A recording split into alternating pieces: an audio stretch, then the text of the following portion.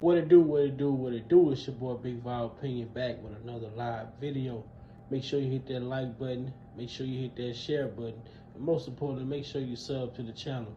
Turn on that post notification bell so that you be notified each and every time that your boy Big Val is going live, man. With that being said, let's get into this intro.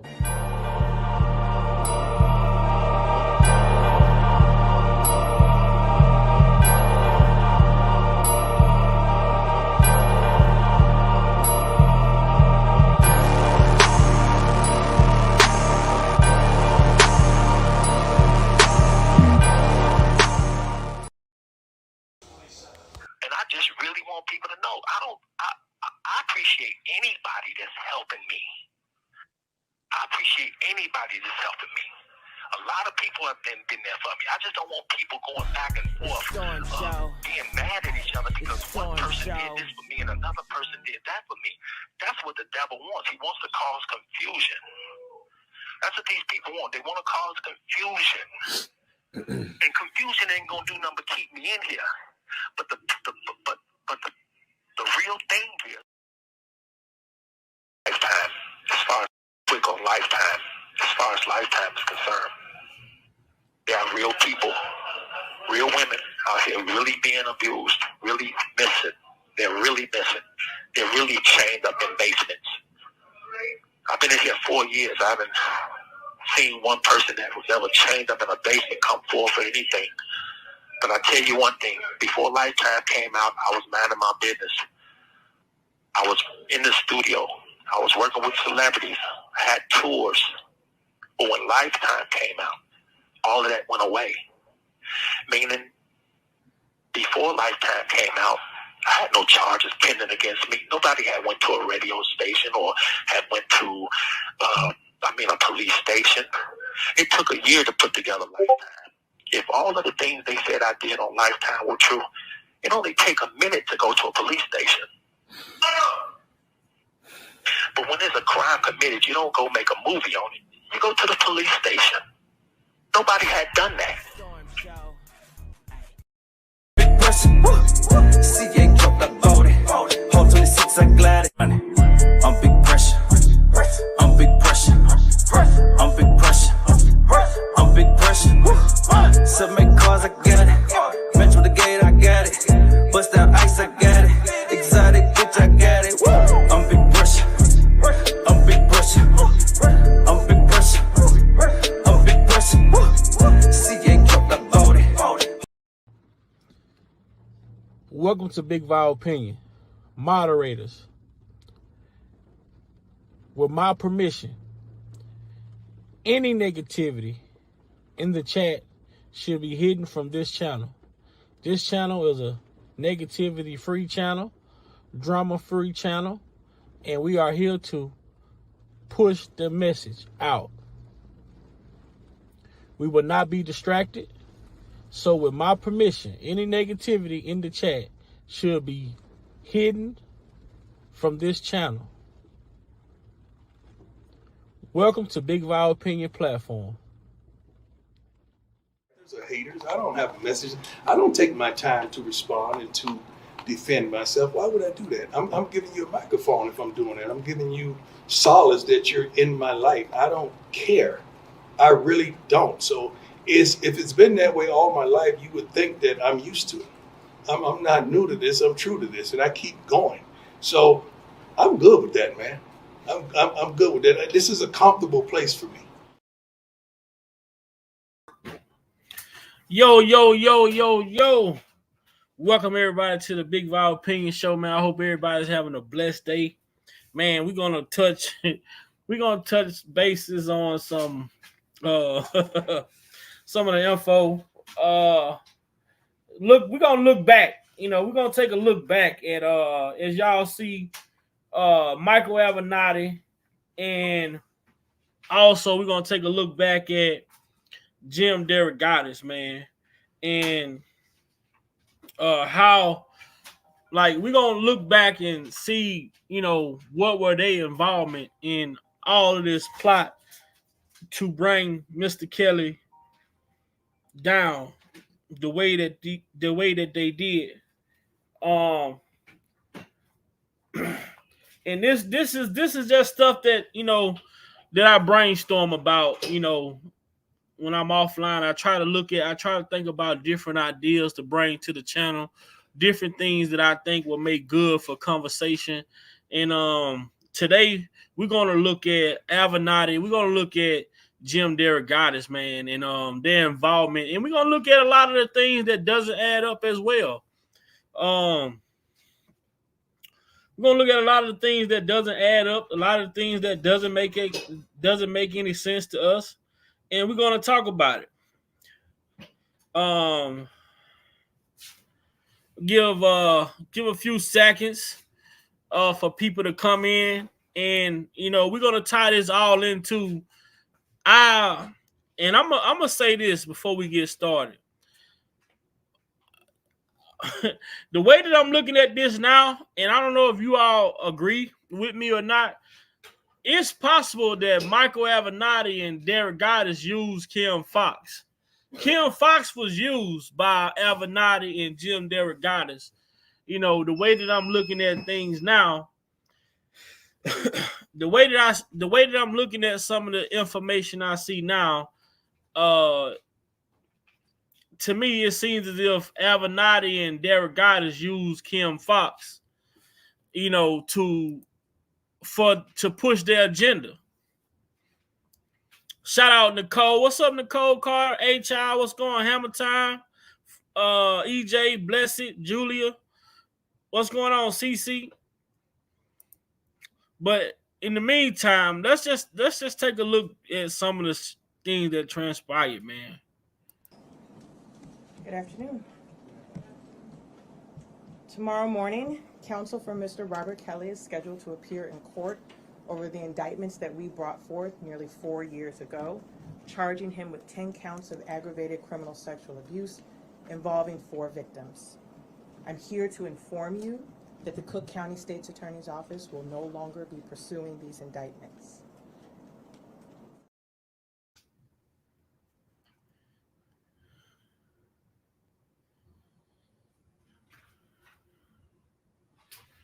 And we cannot overlook the simple fact that this is what this brother kellz say. This is very important. I feel this is very important. Lifetime, as far as quick on lifetime, as far as lifetime is concerned, there are real people, real women out here really being abused, really missing. They're really missing. They're really chained up in basements.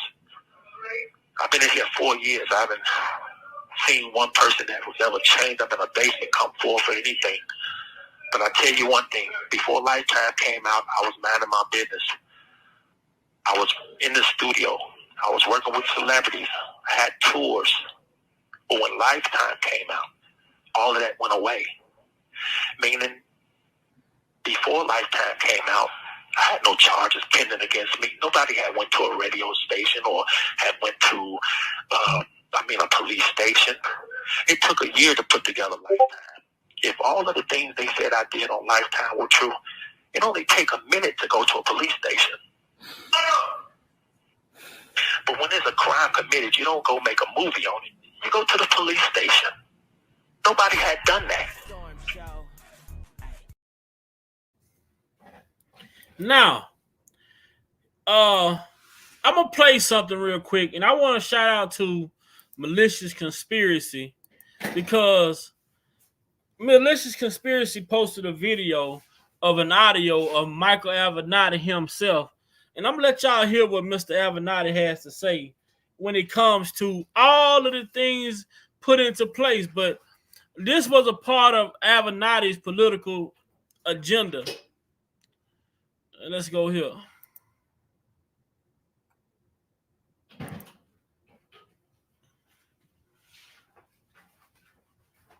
Shout out to Malicious Conspiracy. But I just want to share with you what's going to happen if we don't reach a resolution. As soon as this becomes public, I'm going to receive calls from all over the country, from parents and coaches and friends and all kinds of things. This is always what I do.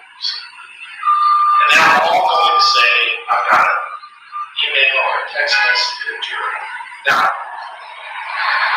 90% of that's going to be bullshit. Because it's always bullshit, 90%. Always, whether it's R.Kelly or Trump, or the list goes on and on. But 10% of it is actually going to be true. And then I'm all going to say, I got an email or a text message to her. Now, 90% of that's going to be bullshit. Because it's always bullshit, 90%. Always, whether it's R.Kelly or Trump, or the list goes on and on. But 10% of it is actually going to be true. Now, he says 90%, 90% of the statements that he come out and make is going to be bullshit. Always.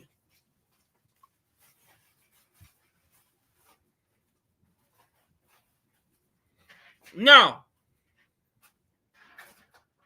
you have people that say, you know, this man has been doing this for X amount of years, you know, 30 years, this, that, and the third. Man, you know, bump all that. Bump all that.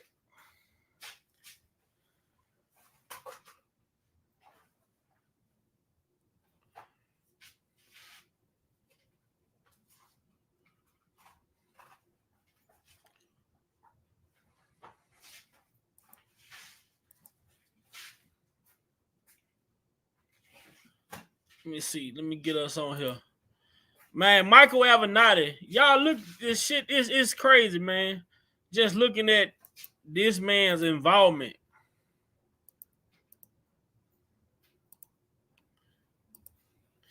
It says, how is Michael Avenatti involved in the Kelly case? Avenatti is representing 6 different parties in the R.Kelly case. 2 alleged victims, 2 whistleblowers. Who were the whistleblowers that he was connected to? Who were the 2 whistleblowers that he was connected to? And 2 parents of alleged victims. According to People, these clients are connected to Kelly's recent arrest, in which he is indicted on 10 cases of aggravated sexual abuse. Then it says Avenatti was instrumental in the case beginnings. Since last year, Avenatti client retained his service, offering damning evidence against Kelly, including a sex tape. Avenatti handed that tape over to police late in February, according to CNN. But you all remember when CNN came out and said that they watched the tape. And nothing was done about that. Avenatti then tweeted out a statement describing the situation and contents of the tape. Included in the evidence we recently uncovered and recovered is a VHS videotape of Mr. Kelly engaging in multiple sexual assaults of a girl. One, that's of a girl. One in particular, of a girl, underage.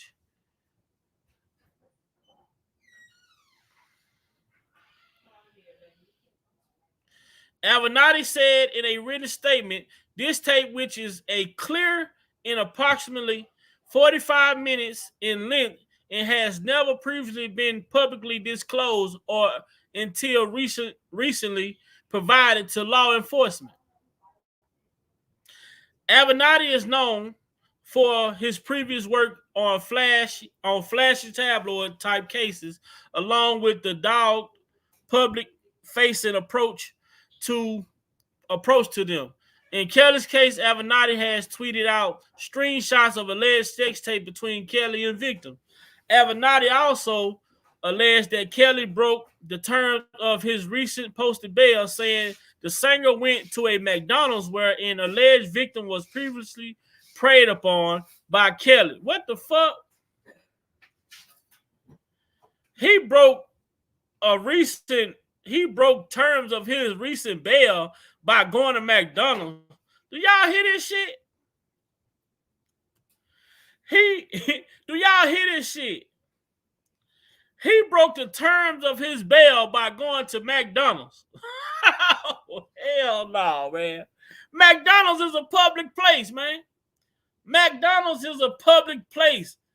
So how the hell did this man break terms of his bail by going to McDonald's, where they claim that allegedly this is where Mr. Kelly was getting?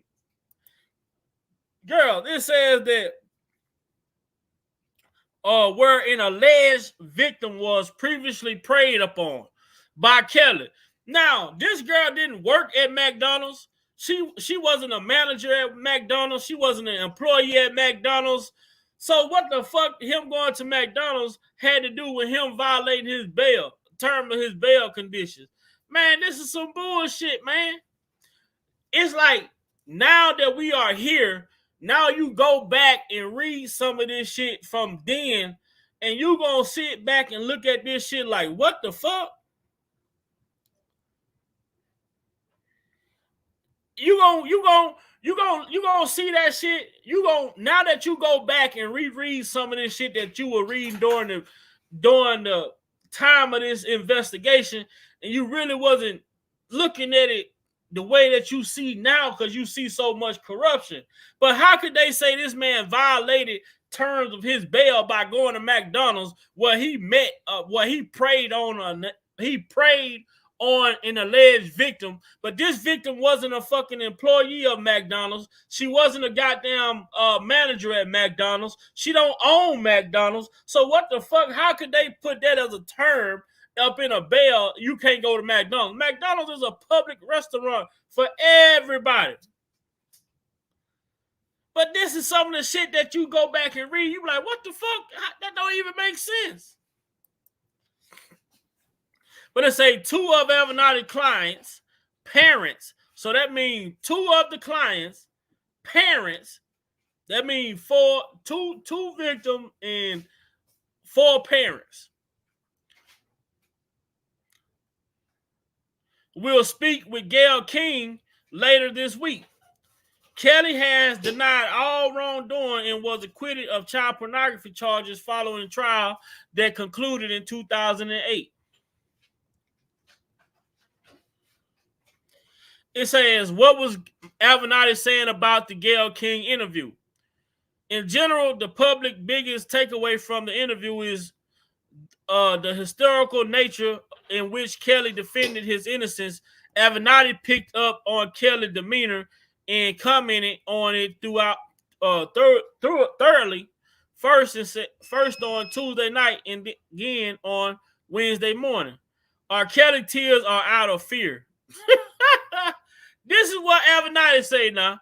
This dude is a master manipulator, Avenatti. Now, this is him trying to tell us what's Kelly's demeanor like during the Gayle King interview. And we're going to go back to that Gayle King interview today. I don't give a damn, man. I'm saying fuck it. We're going to go back and look at that Gayle King interview today. And we're going to go back to that Gayle King interview today, and we're going to make it make sense. Now, this is Michael Avenatti's point of view of the Gayle King interview. He said Kelly tears are out of fear and despair because he knows that after over 2 decades of sexually abusing underage girls. Now, this is a problem I have. Now, you say abusing underage girls right here, but then you go up here and you say, you go right here and you say the tape that you had was sexual assault of a girl. See, you reporting to these news reporters as it being a girl up here, but then you go to Twitter and you say girls. We blew this wide open and have him and his enablers dead to right. Now, who are the enablers if this man is faced with a one-man RICO? A one-man RICO. So who are the enablers if this brother is faced with a one-man RICO? What are the enablers at? Y'all say y'all have everybody dead to right. Why is R.Kelly the only one being criminally charged? Why? This is what we the people are trying to understand. Y'all say that y'all had this brother dead to right, but then when we look at the charges, then we look at the other shit. Come on, man. We got to make this shit make sense. Then he say, someday very soon, law students from across the country will learn what not to do by studying the decisions to have R.Kelly sit and stand for an in-depth TV interview while facing multiple felony charges. Truly unbelievable.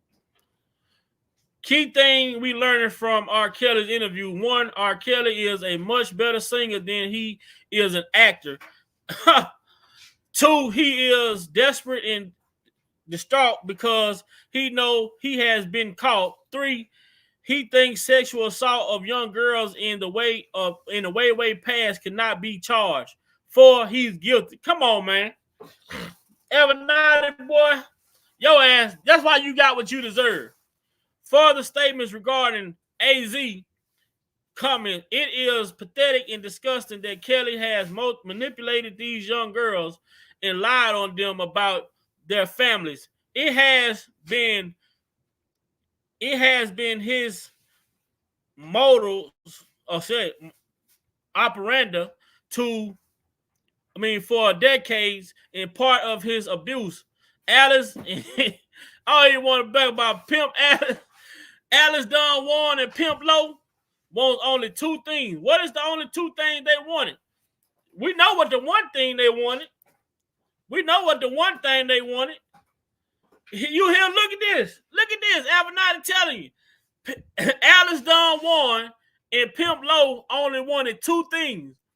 Pimp Low said he wanted that song. All R. Kelly had to do was give his daughter a song. And none of this would have came out. That's what Pimp Low say.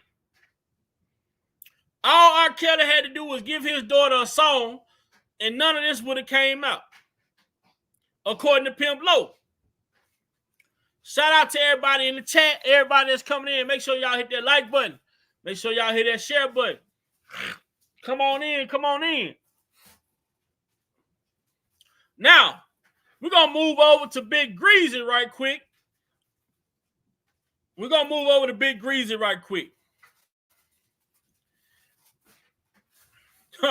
DeRogatis. R. Kelly, Teller the Tape reporter Jim DeRogatis recount how it began. 3 teams of criminal defense lawyers have tried to cast doubt on the origins of the central video, questioning who gave it to me before the Chicago Sun-Times turned it over to the police.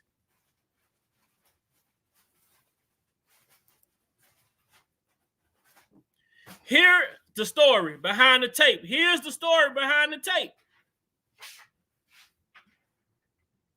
Hold on. What's up, everybody that's coming in?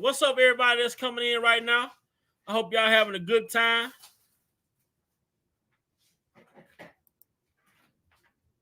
Oh, hold on. Yo. Let's see. The story behind the tape. Much of the prosecution case during the first 2 weeks of R. Kelly's second federal trial has focused on a 26-minute, 39-second videotape that allegedly showed the R&B superstar having sexual contact with a then 14-year-old girl. In 2008, the same tape. Now, hold on now. Y'all see this? I'm going to read the shit, but y'all know I'm going to expose it, though. Y'all see this shit now. Now, y'all see up top. Much of the prosecuted case during the first 2 weeks of Kelly's second federal trial, has focused on a 26-minute, 39-second videotape that allegedly shows the R&B superstar having sexual contact with a then 14-year-old girl. In 2008, the same tape. Now, they saying that this is the same tape from 2008 that Jim DeRogatis had. Was the center of the Cook County case against Kelly, which unlikely the current proceedings focus on one tape and one victim, whom prosecutors now call Jane. Now, this is the fucking problem. So, if the focus is on one tape, and the tape is supposed to be the same tape from 2008, well, we got to make this make sense. If the focus is on the same tape from 2008 and it's only focusing on one victim, we got to make this make sense.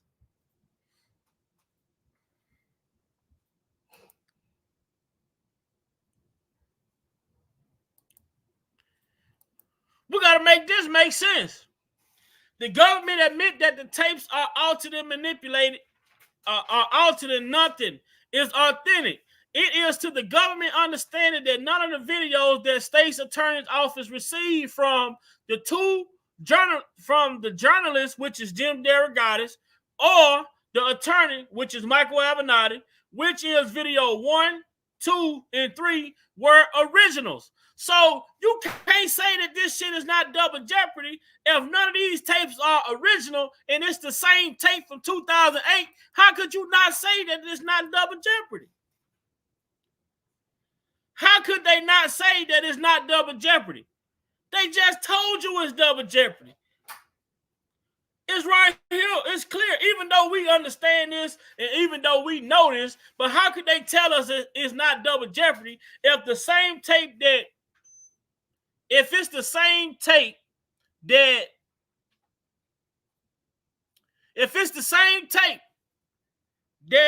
from 2008, how could they tell us that it's not double jeopardy? How in the hell is it not double jeopardy if it's the same tape from 2008? Then we're going to go here because we deal with facts over here. We don't deal with the bullshit. Now, despite possessing the tape and having known about the allegation for decades, the government declined to bring charges. Indeed, it declined to do so on multiple occasions. 10/3/2005, FBI ORI closing the Kelly investigation. 5/31/2018, FBI closing the case file on new accusations against Kelly. Instead, it did nothing while being fully aware the allegations and possessing evidence for decades. As a result, they let substantial pieces of evidence get lost to time. Video 4 was supposed to have been the original tape from the first trial. Kim Foxx and her office somehow let the video 4 disappear.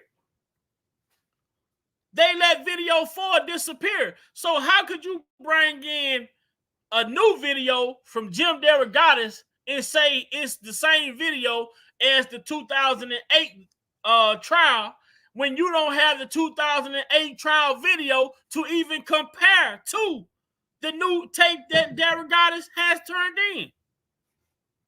What did they compare it to? How did they know it was the same tape? How? How could they prove that it wasn't the same tape? If you don't have the original tape, then how can you prove that it wasn't the same tape?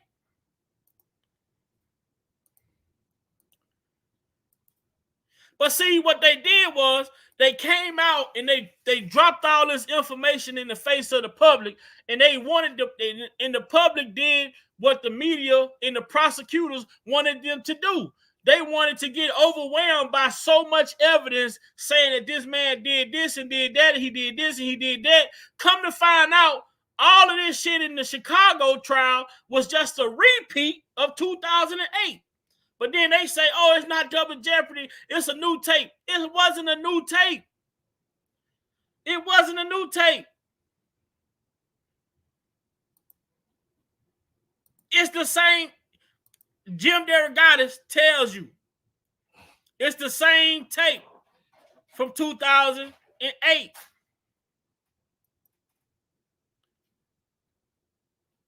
Which unlikely the current proceedings focus on one tape and one victim whom prosecutors now call Jane. And Jane was AKA Boss Baby.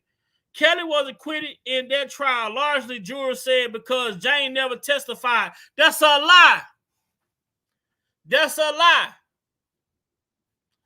Jane gave statements to the grand jury on multiple occasions, and they did not need Jane to be at the trial. They did not need Jane to be at the trial during the trial for him to be convicted. They did not need her to testify. All they needed her to do was corroborate. But she did what? She said that it wasn't her. Her family said that it wasn't her. It only became her on the tape when her father died and the government put pressure on the family. Why would she ask for immunity for her family? Why would she ask for immunity for her family if it was her on the tape? You got to understand, why is she asking the government to give her family immunity if it's her on the tape? Her on the tape is enough. They don't even need her mama to testify. They don't need nobody else to testify on her behalf if it's actually her on the tape. If it's 100% authentic that it's her on the tape, why do they need other people to corroborate her story? You got to understand what we're talking about. If it's her on the tape, they don't need the mama to testify. They don't need all this other shit going on. They just need her to come out and say, yeah, this is me on this tape. But still in all, they have yet to prove that it was her on the tape. They have yet to prove that it was her on the tape.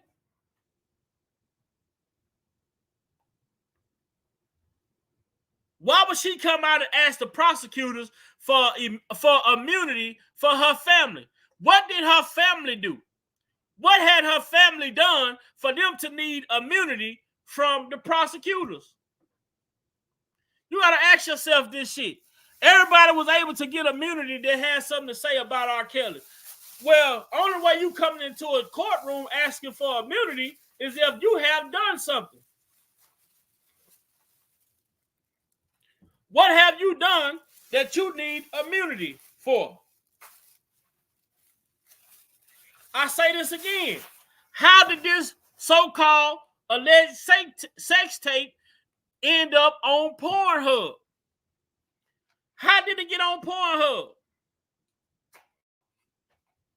Who put this sex tape on Pornhub? Do you know when you go to upload content to Pornhub that you got to have photo ID? You got to have there's a verification process. You just can't upload a video on Pornhub. You just can't put a sex tape on Pornhub because you feel like you want to put it on there. No, you have to go through a verification process. Who verified this? Why wasn't Pornhub took down? Why wasn't Pornhub brought up on charges for child pornography being on their website?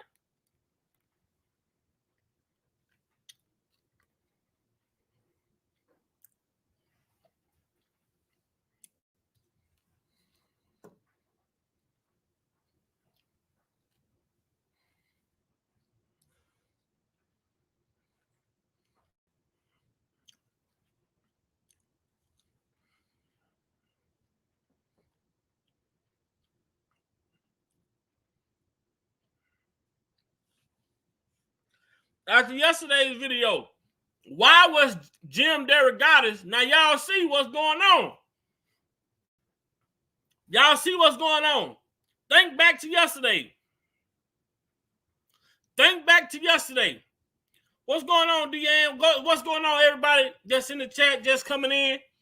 Make sure y'all hit that like button. Share it live.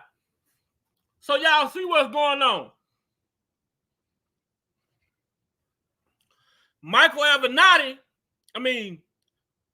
Jim DeRogatis was pressing the Savages. Michael Avenatti was pressing the Clarys.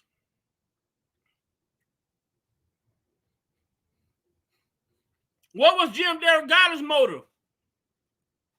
Could Jim DeRogatis be the one who gave Michael Avenatti this alleged tape? How is it that Avenatti and DeRogatis are the ones who turn these tapes over to the prosecutors. And it's so ironic, right? DeRogatis is the same one who turned the tape over in 2002. Now you the same person. You turn the tape over again in 2018, 19. How is this dude started getting his hands on child pornography involving R.Kelly? Have y'all ever asked yourself that? How is Jim DeRogatis, how do he keep getting his hand on child pornography involving R.Kelly? Have y'all ever asked yourself that?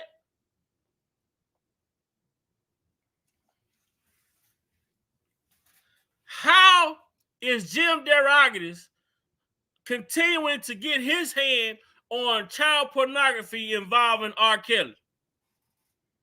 Make this shit make sense, man. I know I'm not the only one who's thinking about this. Like, how does that even make sense?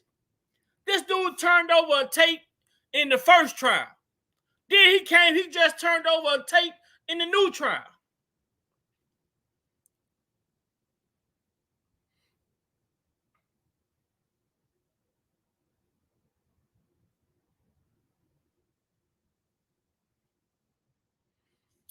It don't make sense.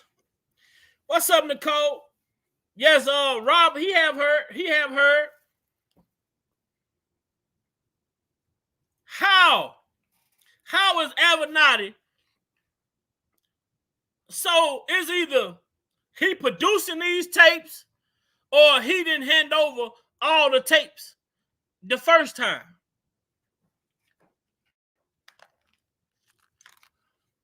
Where my crew at, man?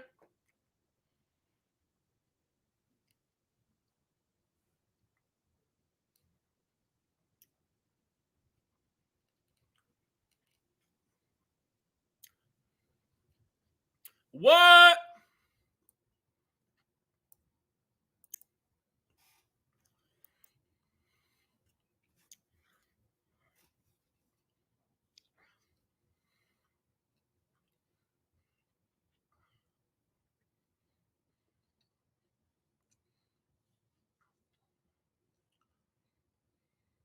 Wow. I'm sorry you had to go through that, Tina. I'm sorry you had to go through that.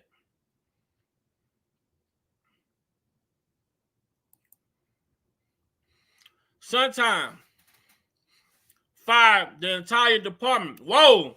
Stephanie, you need to send that to my email. If you got that article, Stephanie, you need to email it to me. Most definitely. Y'all, this is Miss Nicole Carter. And if y'all don't know who Miss Nicole Carter is, I'm going to show y'all who Miss Nicole Carter is.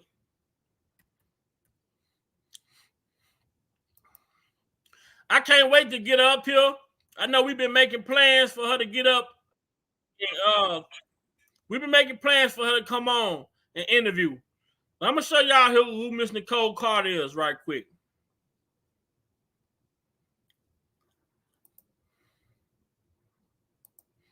I'm going to show y'all who Miss Nicole Carter is right quick, y'all. I hope she don't mind.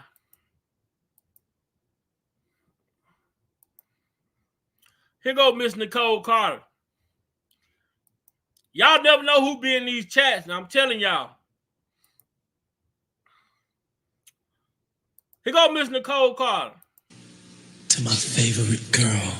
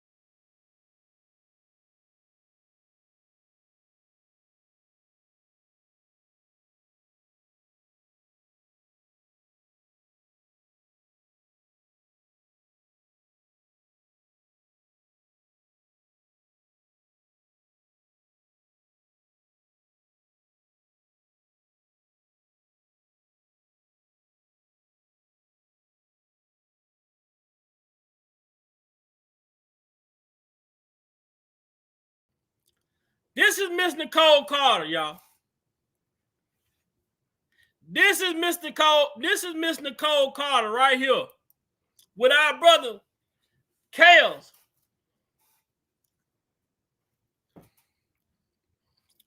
Oh yeah.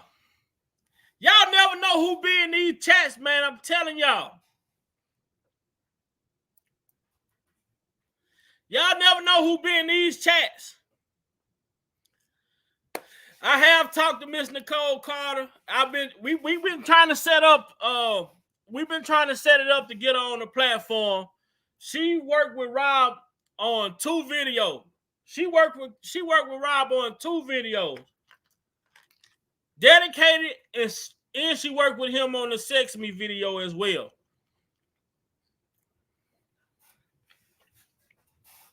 So whenever we get the opportunity, we're going to have Miss Nicole Carter come on and talk about her time working with Rob during these video shoots and how she feel and what she think about Robert from her perspective, not what the media out here spinning.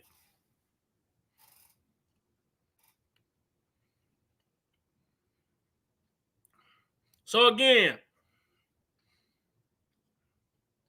we got Miss Nicole Carter in the chat. And if y'all didn't know, Miss Nicole Carter also worked with Rob during the Dedicated video. And she also worked with Rob during the Sex Me video. So we can't wait to get Miss Nicole Carter on the set with us one day and go over, let her tell us what her experience was working with Rob.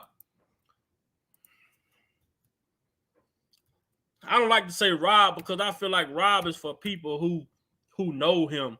You know, I don't like to say Rob. I like, you know, I just keep it at R.Kelly. I'm a fan of R.Kelly.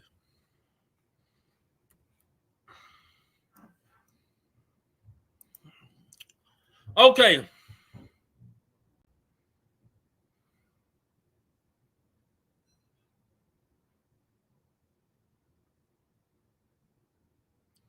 Let's see something.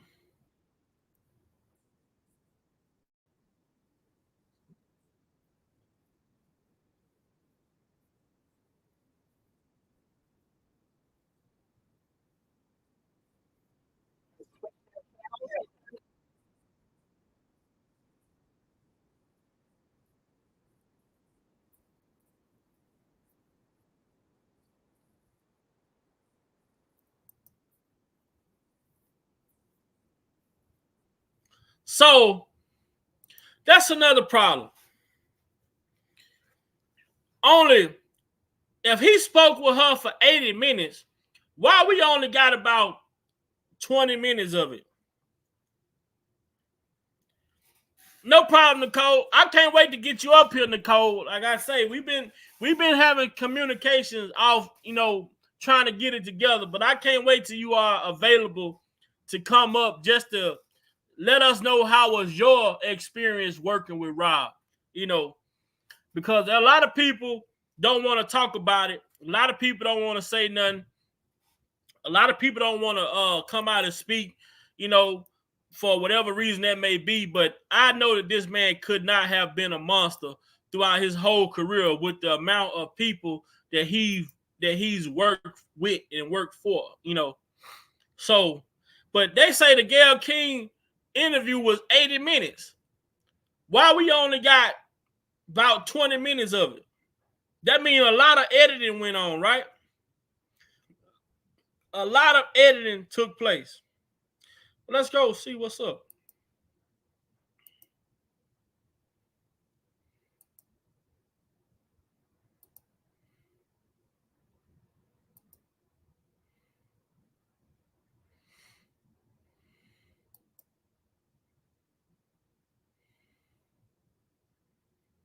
An interview that you will see only on CBS this morning, and he says all the women now accusing him of physical and sexual abuse, he says all of them are lying. That's what he says. Chicago prosecutor happened. are now investigating a variety of accusers and former members of his inner circle. They all say that Kelly preys on vulnerable women and young girls. I am surprised that you agreed to do it. Why are you sitting down with us today? I'm very tired of all of the lies. I've been hearing things and, and seeing things on the blogs and, I'm just tired. What are the lies that you're hearing that disturb you most? Oh my God. All of them. Got little girls trapped in the basement, helicopters over my house, trying to rescue someone that doesn't need rescuing because they're not in my house, handcuffing people, starving people. I have a harem, a cult. I don't even really know what a cult is, but I know I don't have one, Have you done anything that you regret? Have you done anything wrong? Lots of things wrong when it comes to women that I apologize, but I apologize in those relationships. At the time I was in the relationship. Now you hear him telling her, have you done anything? He not sitting here pretending that he's a saint, that he's never done nothing, wrong. Lots of things wrong when it comes to women that I apologize, but I apologize in those relationships. At the time I was in the relationships. Have you broken any laws when it comes to women? Absolutely not. The six. Now, why would she be asking how you broke any laws when it come to women? Like, Gayle King is something serious, boy.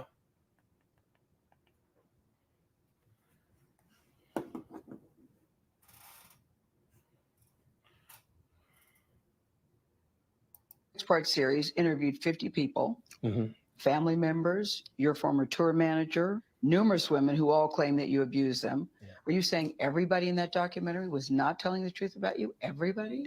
If you really... Everybody in that documentary was not telling the truth. Members, your former tour manager, any laws when it comes to women? Absolutely not. The 6-part series interviewed 50 people, family. So you mean to tell me that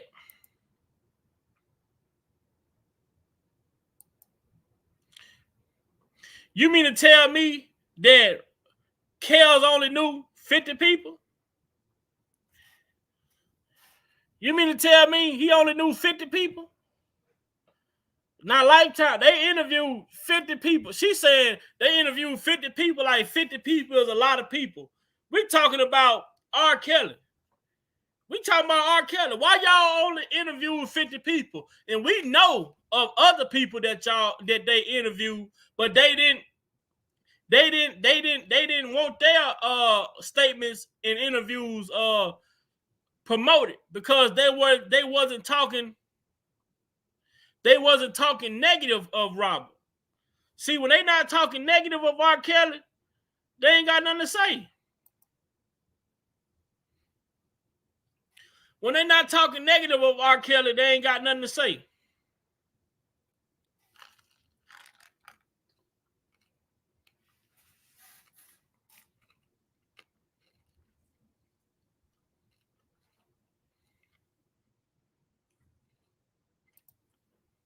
That's crazy.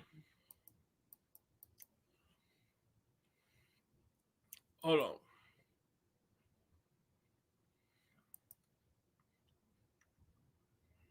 Family members, your former tour manager, numerous women who all claim that you abused them. Yeah. Are you saying everybody in that documentary was not telling the truth about you? Everybody?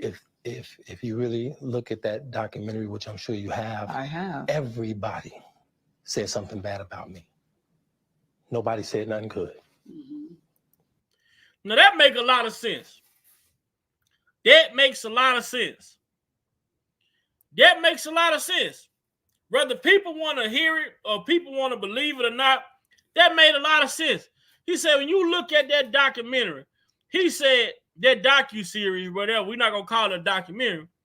He said, everybody said something bad about me. Everybody said something bad about me. Nobody said nothing good. You mean to tell me out of 50 people y'all interviewed, nobody had nothing good to say, not one person, and I shouldn't feel no type of way? I I should. Exactly. I should feel some type of way because you not finna tell me that you interviewed 50 people who claim they know me and nobody had nothing good to say. Nobody? I ain't did nothing good for nobody. You got to make that make sense. I agree with you on that, Kel. You got to make that make sense. That sound like a plot. It sounds like a plot. You interviewed 50 people and not one person got nothing good to say.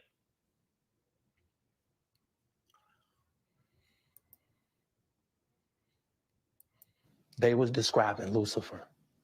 I'm not Lucifer. I'm a man. I make mistakes, but I'm not a devil. And by no means am I a monster. I'm going to name the names. R.Kelly, your ex-wife, Kitty Jones, Lisa Van Allen, Lisette Martinez, Jerronda Pace, Faith Rogers, Asante McGee. You're saying everything they... Now look at that. Every woman she just named now. Y'all see the bullshit. Listen to the names that she just named. None of these are underage girls. None of these are underage girls, but what are they perpetuating in the media? A monster. I'm going to name the names. R.Kelly, your ex-wife, Kitty Jones, Lisa Van Allen, Lisette Martinez, Jerronda Pace, Faith Rogers, Asante McGee. You're saying everything they said in that documentary about you is not true. Yeah. What happened to the girls? All of these names that she just named off are grown-ass women. All of these are grown women.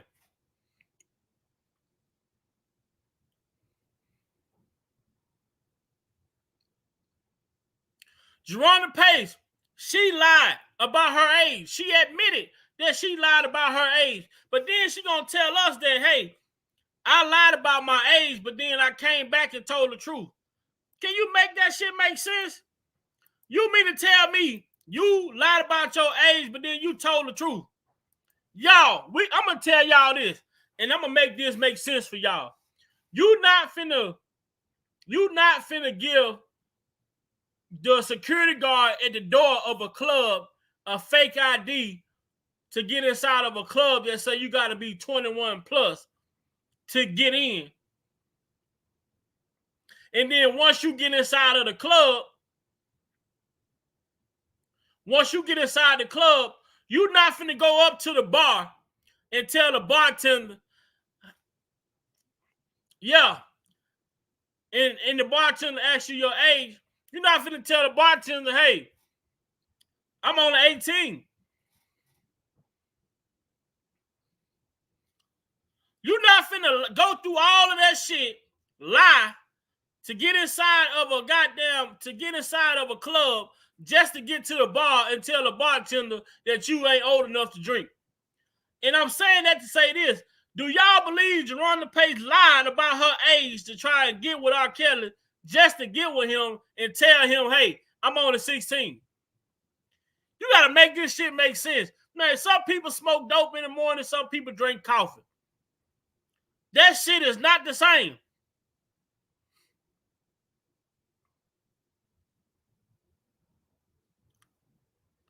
This woman want us to believe that she lied about her age to gain access to somewhere that she wouldn't be able to get access to just to get inside and say, hey, I lied, I'm only 16.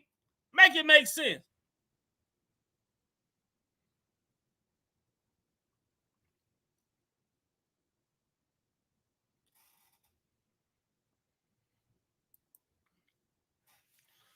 What is the one thing that has been happening for a movie to be successful? They have to follow the damn strip. Hence, what whole doc lie was that whole doc lie was scripted. I agree. You gotta make this shit make sense, man. All these women that now they going to the storyline is that he running the court with underage girls. He running the court with underage girls, right?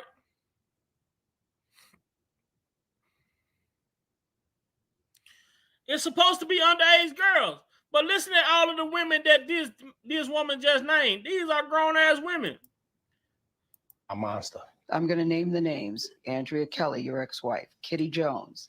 Lisa Van Allen. Lisette Martinez. Geronda Pace. Faith Rogers. Asante McGee. You're saying everything they said in that documentary about you is not true. They are lying on me. Why would these women say the same thing about you? That you are controlling, that you are abusive, that you tell women when to eat, when to go to the bathroom, when they can sleep, where they can dress. Why would all these women tell these different stories about you if they were not true? And they don't know each other. Now, y'all heard. Now, I just caught Gayle King and her bullshit. I don't know if y'all heard that, but I just caught Gayle in the bullshit, man. I know. Did y'all hear that? Or do I have to play it back to help y'all hear it?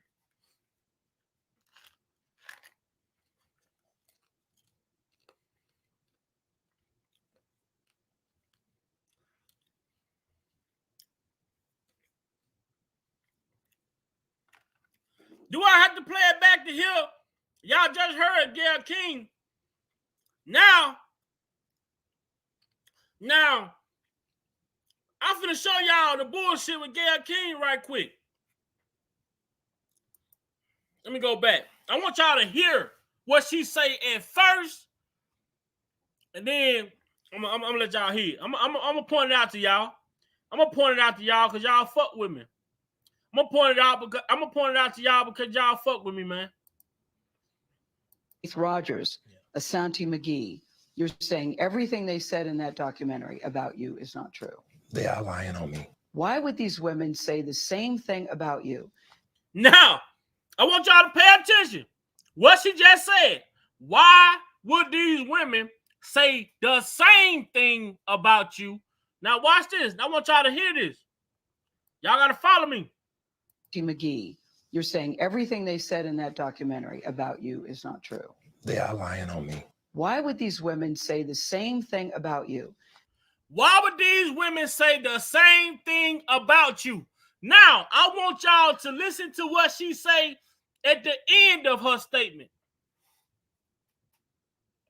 Now, she said, why would these women say the same thing about you? Now, watch this.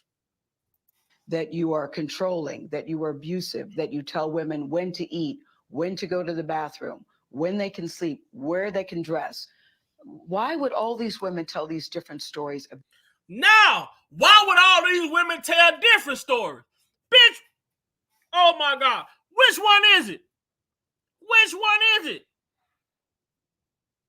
Now is why would these women tell different stories? Bathroom, when they can sleep, where they can dress. Why would all these women tell these different stories about you? Now, y'all see it. Y'all heard it right there. At first she said, how do all these women have the same story to say about you? Then she went on to talk for a second, and then she say, how is all these women telling different stories about you? Now, this shit is crazy. Like, this shit, man, bruh, this shit is, now that I'm sitting here listening to this shit, it's crazy, man. It's crazy. Look at, what do you expect this man to do? Like, I'm quite sure kellz caught that shit. I'm sure he caught it. First, you're going to say, how do these women have the same story? See, what happened is she damn near went off strip. She almost went off strip. See, when she said these women having the same stories, then she knew she was finna give away the plot. Because there's only one reason that these women could have the same story, and that one reason is if these women are talking to each other. So she had to change the question on the back end because she realized she had fucked up. She realized she had fucked up. At first she say, how do these women have the same story? Then as she started talking, she realized she had fucked up because that was going to be easy for kellz to debunk by easily saying all of these women are talking to each other. That's why they had the same story. But she caught it. When she said they had the same story, she caught it. And she came back and rechanged it to say, how do they have different stories? Man, this woman right here, boy, oh my God. This woman right here, boy, ooh-wee. See, she almost gave up the strip. She almost gave the strip up. She told him, he don't, now you got to understand this now. Look at this. R.Kelly hadn't even heard these women's story. So how did she know that all of the women had the same story? See, she was giving up too much game. She was giving up too much information. She was giving up too much information. kellz didn't know that these women had the same story. So she started talking too much and had to go back and change it and say, how did these women have different stories?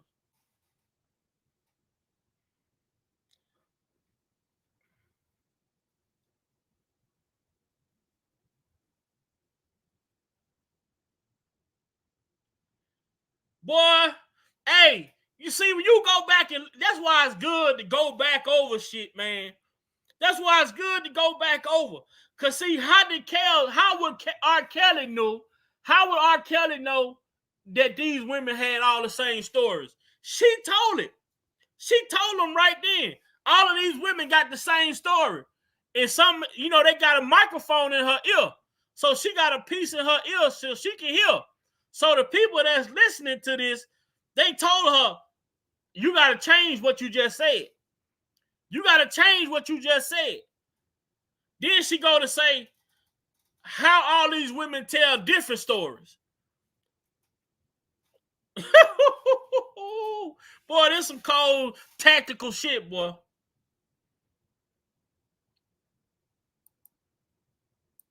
About you is not true. They are lying on me. Why would these women say the same thing about you?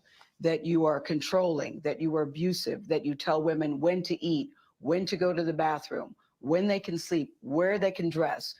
Why would all these women tell these different stories about you if they were not true? And they don't know each other.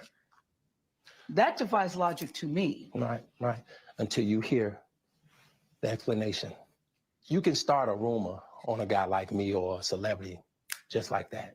All you have to do is push a button on your phone and say, so-and-so did this to me. R.Kelly did this to me. And if you get any traction from that, if you're able to write a book from that, if you're able to get a reality show, then any girl that I had a relationship in the past that it just didn't work out, she can come and say the same exact thing. Are you blaming this on social media? I'm talking about the power of social media. The power of the media. It's the power of the media. It's the power of the media. Kanye West proved it. Kanye West proved the power of the media. This man came out and said one thing. He went from being worth $11 billion to not even being a billionaire no more.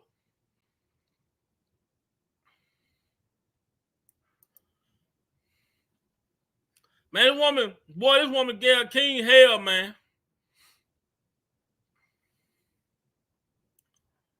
The woman gave King hell, man. Hell no, man. Right, Brother Jeff?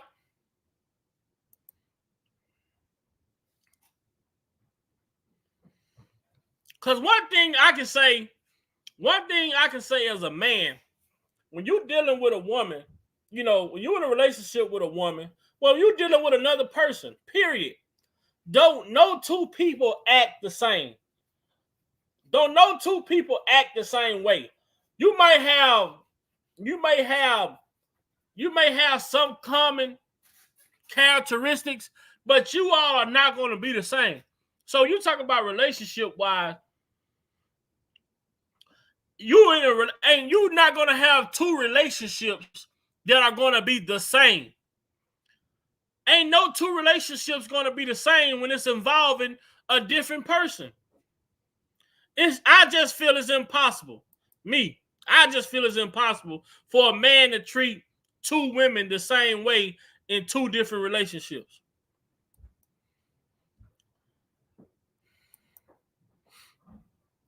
Brother Jeff say, told you, when you go back and revisit this interview, it is way different. I've been telling, man, I've been saying it, man. I liked this fact that he did this interview. Teresa said she did go off strip. A-Child say facts. You say, Jeff, just piss you off more. Right, it does. Truthfully, if a woman was subjected to this type of harassment, they would have left. I agree. Then letting a man tell you what you can wear, what you can't wear. If you didn't want to do that, you wouldn't have been there.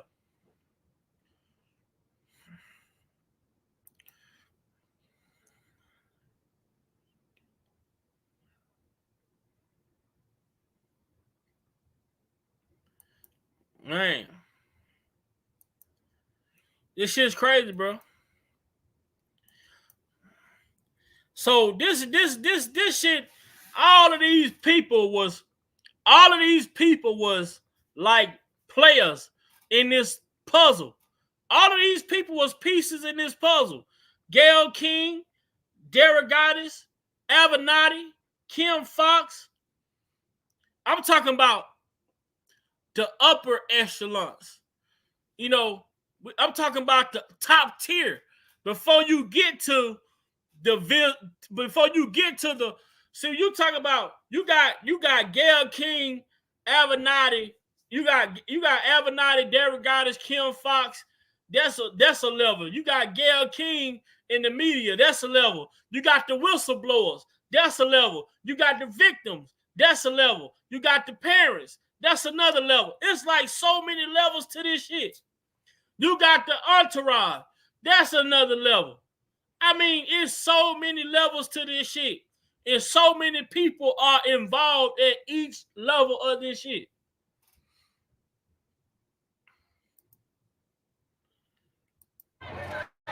In 2008, R.Kelly was found not guilty on 14 counts of child pornography after prosecutors in Chicago failed to convince a jury that he was a man seen in a sex tape with a girl as young as 13. Y'all hear the lie? Listen, that did lie.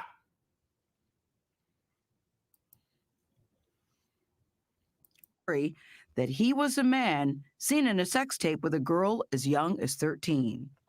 Now, where she get 13 from? Where she get 13 from?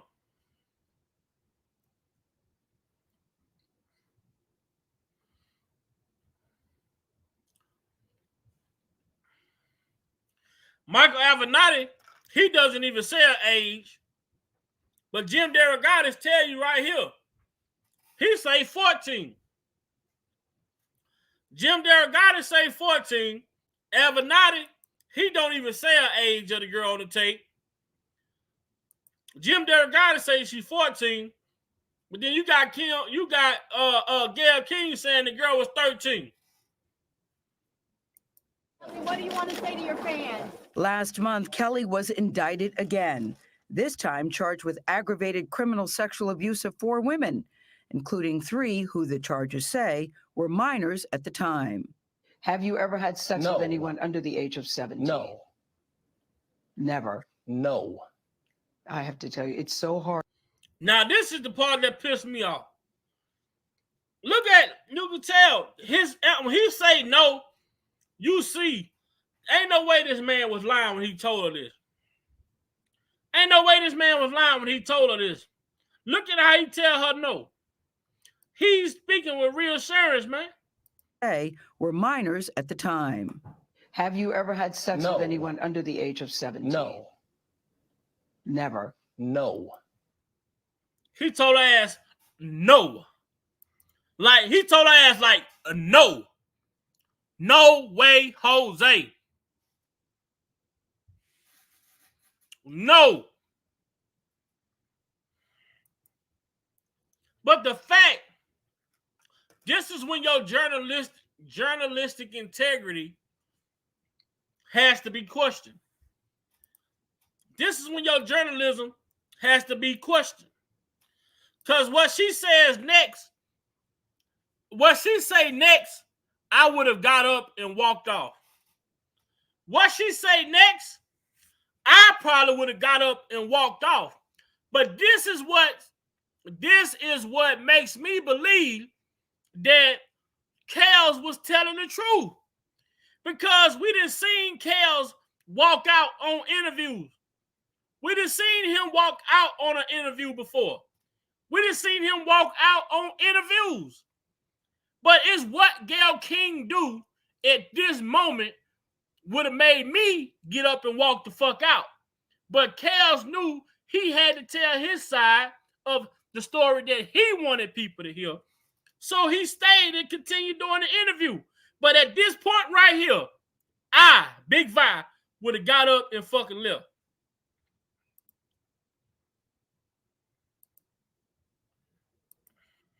Have you ever had sex with anyone under the age of 17? No. Never? No. I have to tell you, it's so hard to believe that based on... Now, when did you become the judge? When did you become the jury? When did you become the prosecutor? When did you become a witness? When did you become a victim?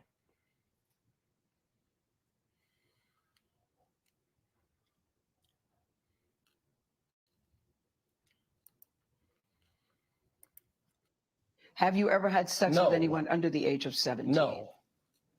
Never? No. I have to tell you, it's so hard to believe that based on all that we've read. I'm going to tell you something, Gayle. There's one...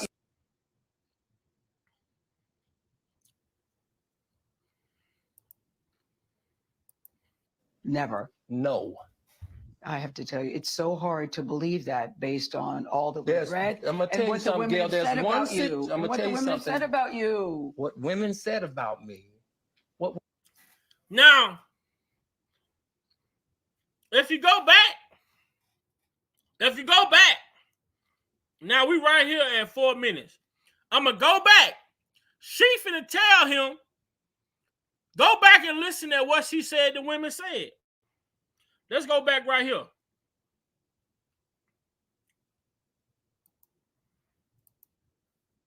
Faith Rogers, Asante McGee, you're saying everything they said in that documentary about you is not true. They are lying on me. Why would these women say the same thing about you? That you are controlling, that you are abusive, that you tell women when to eat, when to go to the bathroom, when they can sleep, where they can dress. Why would all these women tell these different stories about you if they never? No. I have to tell you, it's so hard to believe that based on all that we've read. I'm going to tell you something, Gayle. There's one... I'm going to tell you something. Now, my question is, what the hell did the women say about what she just sat there and said to him was, they talk about the treatment. None of these women the women that she named off hadn't said shit about being under the age of 17. So what does she mean when she say what the women have said about you is hard to believe?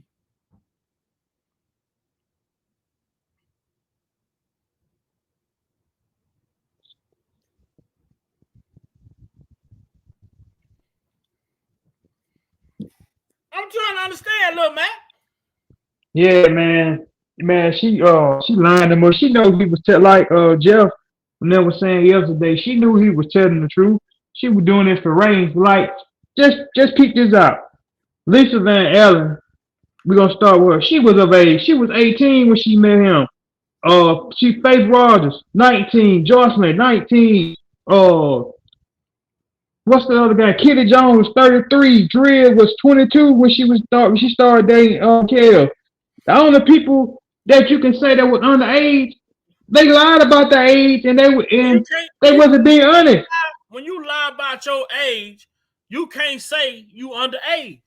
You lied and said you were 18. So you can't exactly.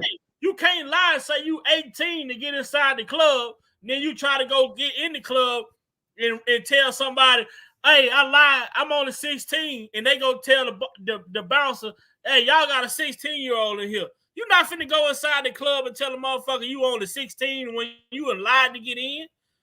It don't work like that. It don't work like that. So you gonna tell kellz, oh, you lied, I'm 18, you get access. Now that you got access, oh, I'm only 16. And then you gonna say he told you, don't tell nobody else that. Come on, man, get for real. Right, that don't even make sense. Because that's the case, you won't have to lie about your age to him. Right, and why would he say don't tell nobody else that when you met fucking Bubba, you met Bubba before you even knew him?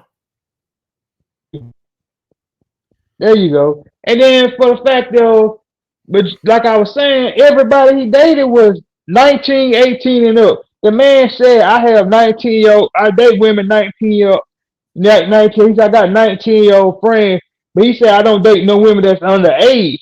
When people be saying he like women young, you got to look at it, just because they saying young, that doesn't mean they are underage. Not at all. See what they is, they playing on the Aaliyah and the Rashana thing, and and when it comes to Aaliyah, he didn't marry her, and then he was acquitted of the Rashana stuff. That's what he said in his interview. They trying to use that tape and Aaliyah to make this new stuff with people like Endo number 5 and Jeronna Pace relevant when they know these people weren't even being honest about the situation. And you never heard Aaliyah come out her own mouth say they was married. She always denied they was married. So how can y'all even go about saying, oh, he married her, he did this, he did that, and how can you say he was on that tape when he was acquitted of it? It's like people taking that and they holding it against him. Once you were acquitted of something, you don't go back and hear it on people. You never hear when other people get acquitted, they get their case get brought back up and say, yeah, he did that, he did that, he did that. So it's like once you acquit of something, that's it. The 12 jurors, you face 12 jurors and you was found not guilty. So as it's been proven in the Chicago federal case, he did obstruct Jesse Warner's state case fair and square. Because the young lady, like you said earlier, Big Body, the young lady came to court to the grand jury and gave a statement said she wasn't on the tape.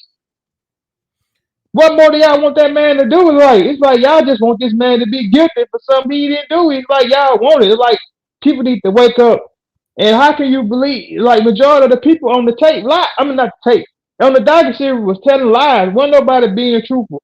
Like what they did was she ain't gonna believe a court, but she gonna believe these women. Now right in the court in 2008. But you don't believe that. But you believe these women who all told the same story. You seen how I broke it down, how she got caught up. She almost gave it away. She said, how all these women telling the same story, then, they be having that little thing in your ear so they can tell you, look, you said the wrong thing. She said, Robert, how all these women got the same story about you, but none of them know each other, but telling different stories. And then on the end, she say, how are these women telling different stories? Now, in the beginning of the statement, you say they got the same story. At the end of the statement, you say they telling different stories. That's how you know they play away. That's how you know they lying, Big Bob, because like you just said, ain't nobody you dealing with one female. Y'all situation ain't gonna be the same in the next relationship you in. Because some girls are different, but you ain't gonna be the same. That don't make sense. Not even, man. Not even, man. The thing is, like I say, man, that when you look at this level of this shit, like yesterday, I didn't know until I heard yesterday, which was important to me when I heard yesterday, when Tim said that Jim DeRogatis was pressing them to do the press conferences. Why would he be pressing them to do press conferences? What was his motive? I can believe that. So now you see the division between the two. DeRogatis was pressing the Savages, and then you had Michael Avenatti was dealing with the Clarice. And then my thing is too, if Sparkle knew Kellz was messing with Rashonda, why she linked up with Jim DeRogatis? Why she just didn't go to the police? If she knew something was going on, Right. no, you got mad because the family kept working with Kellz, kept continuing because you want them to stop talking to them when y'all had a falling out. So you mean to tell me this man was knocking Sparkle down, the mama down, and Rashonda down when she underage? That don't even make sense. What I think happened from the court, I think Kellz might have knocked the mama down. And for Sparkles to get revenge at the mama, she put out the lie that he was dealing with the daughter. Right. Try to get And the then another thing too, I believe, they just, my opinion, I believe Kellz was messing around with Aaliyah mama, and Barry Hankerson and Demetrius got that fake marriage shit started to blackmail and to extort him because Barry was mad he was messing with his own sister. But Aaliyah, just because R.Kelly and Aaliyah was close, it doesn't mean they was in a relationship. They connected with each other because they both Capricorn. And people knows Kellz like to hang. Kell's mind ain't right there. Like he dyslexic, so he like to hang with people that's younger than him. And they was both music inclined, so they had a lot in common. So that's the you can look at that too. That doesn't mean that they was close. They was in a relationship with each other because Starlight and them said that on her live the other day, those females like was 15, 16, they was hanging around older people back then. That was like a common thing. So that because they was hanging together, that don't necessarily put them as in a relationship. No, but that's the thing. That's the thing that we have to. That's the thing that we have to look at. And like right now, I'm looking at motives. So I'm thinking right now, just from what I'm understanding right now, and I can see a motive for Sparkle as it presented during the trial when they said that Jane Doe and Rashonda mama, whichever one, or the landfowl, the girl from the tape, her mama was going to visit R.Kelly at the studio, but when the daughter wasn't present or the daddy wasn't present. So now Sparkle get wind. Hey, this nigga dealing with my sister-in-law, whatever, however she was related to the landfalls. Now Sparkle get back at the landfalls and Kellz by putting out this lie that Kellz was dealing with the daughter. Now the mama in trouble. The daddy, that's Sparkle's sister, because the Landfairs is the father and the Edwards is Sparkle side, the mother side. Yeah, but in her sister. So now that could be Sparkle motives for putting the lie out that Kellz was dealing with her niece. He was hitting the mama. Right, yeah. And then not only that, she left to a relationship with him.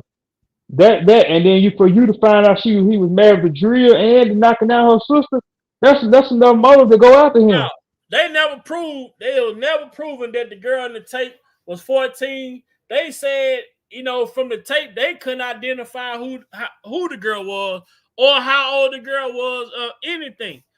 They couldn't. I also heard his lawyer, man, I forgot the guy's name. He kind of looked like Darren McDavid a little bit. He said back in 08, he said that tape was doctor and tampered with. He said manipulated. The mold kept moving on the back. Right. Right, Connie. Who give a damn about what Gail believes? Of course you're going to believe that he's guilty because the people who hired you to do the interview told you that he was guilty. You didn't do that interview without having doubt in the back of your head. You cast the doubt before that interview. You came into that interview thinking that man was guilty. That's why you were saying the shit you were saying, Gail. I know that stuff make people mad. You know how hard it got. Man, you in my house. Lil Mac, you come in my house interviewing me. I'm supposed to be talking about my innocence. And you as an interviewer going to sit here and tell me, well, I don't believe you. I've been to knock your ass out, man. You know? Yeah, he should have did like he did that her. I was like, you need to get up out of here. I'm gonna go get me a Big Mac. I'm gonna go get me a Mac. You get up out of here. Let me get on up out of here. Then for Mike Avenatti to say R.Kelly violated conditions of his bail by going to McDonald's where he preyed on one of his victims. What the fuck? Are you serious? It doesn't make sense. They keep using that McDonald's shit like grown folks don't go to McDonald's to eat. That's some fun movie that man had with his mama. That's why go to McDonald's. I guess you can. Your phone gotta be a certain age to go to McDonald's. Your phone cutting out, little man. Oh my bad. Can you hear me now? You gotta talk. I said I guess you gotta be a certain age to go to McDonald's now. Right. McDonald's is a public restaurant. How you get banned from McDonald's if McDonald's don't ban you from McDonald's? These people's crazy. They crazy, man. they got awards for telling goddamn lies. They got a popcorn or MTV award for telling goddamn lies. They went to the trial, got in the courtroom, and they lead like Lisa Van didn't even want to come back to court, but she was out on a goddamn platform accepting awards and shit for telling the fucking lies. Man, these people I hate to say it, these people gonna burn in hell for the shit that they doing. Now, right? And I asked this. Now, why did RL mama have to testify, but AZ mama and daddy didn't have to testify? Why didn't AZ ask the same thing that RL asked the government for? Why did she say, can my mama and my dad get immunity if they testify? If it was gonna hurt the prosecutor's case of AZ, I know, right? AZ, Pimp Low and Amazon One got understand, but if Rashonda and them was there for to help them get a secure conviction. I told y'all yesterday, man, the government got who they pick and choose who they want to bring these cases to help hurt their case. They know what they be doing. Right. Exactly. That's what I'm getting at. That's what I'm getting at. So her getting the immunity means she did something wrong. What did she do wrong? Right. Exactly. What did the mama do? What happened for her to ask the prosecutors for immunity for her family?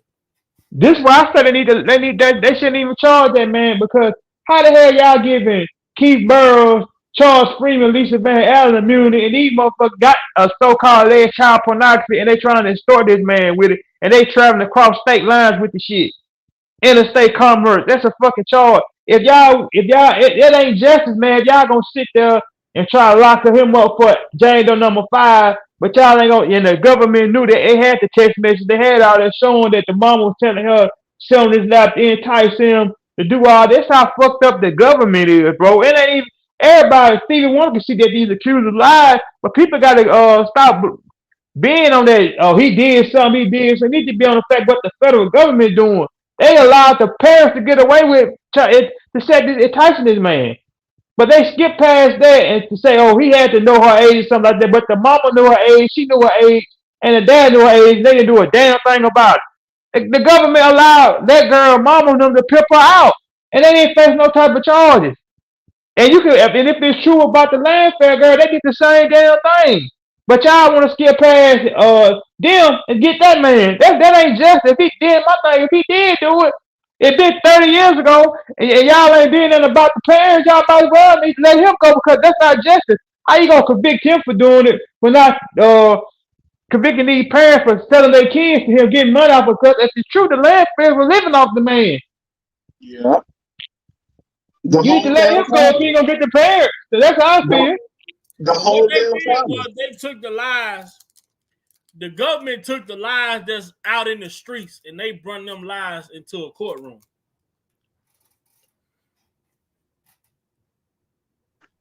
Yep.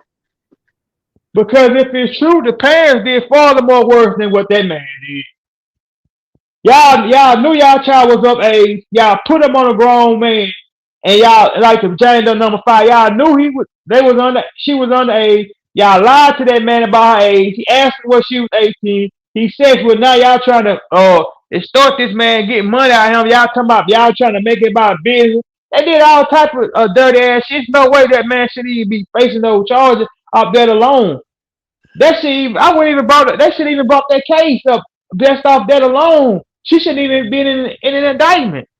Because that goes to show that the federal prosecutors, they didn't care about nothing but convicting this man, locking this man up. There's no way you can skip past that shit them Clares did to get that man locked up in New York over that Jane Doe number 5 girl. And they had the text message. And they said it ain't no our responsibility to present that. Yes, it is, but it's on the defense. Because if you in the court, you gotta play by the rules. Y'all got an airtight case. It's no way y'all should be playing that man that dirty like that secure conviction. Yeah. There's no way. That's dirty, man. That's why I say if he did do something, y'all ain't locking the parents up, let him go. Cause that ain't justice. Sparkle and Drill don't want nobody to know they own those tapes too. So since they don't want nobody to know they own those tapes, then they put it out there. Oh, all those tapes is minors only because they don't want nobody looking at it. Sparkle on the tape, and I believe Drill. It proved it came out of court. Drill was on the tape, and I seen image of a tape that looked like Sparkle was on there because she was sitting in a chair and she was facing back, showing her ass off, and I think Sharon Winbush came out and said that she had pictures of in Rob Holmes. She had black panties on, them same black panties on. I seen the image of the tape that was on Pornhub. And then, like Big Bot made a great point earlier, how you gonna be underage and you putting this tape on Pornhub? Then you gotta go back and ask who put the tape on Pornhub because you had to say they was of age in order to get that tape on there. Pornhub can get sued. They ain't even put no minors on no site, and they can cause them a lawsuit. They can lose millions and millions of dollars for that, having a child on a damn tape with a grown man.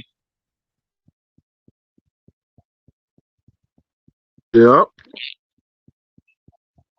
And you gotta ask you this: Jim DeRogatis got his hands on every goddamn tape, everything that go on with that Chicago trial. But you mean to tell me he pleaded the fifth, then it come back to 2018, he all on, you know what I'm saying, Twitter talking shit about the tapes and stuff, but he ain't facing no type of charge. That don't make sense. I mean, not charged. He didn't was supposed to come to court to testify. How he not supposed to come to court and testify when he had his hand in all this shit?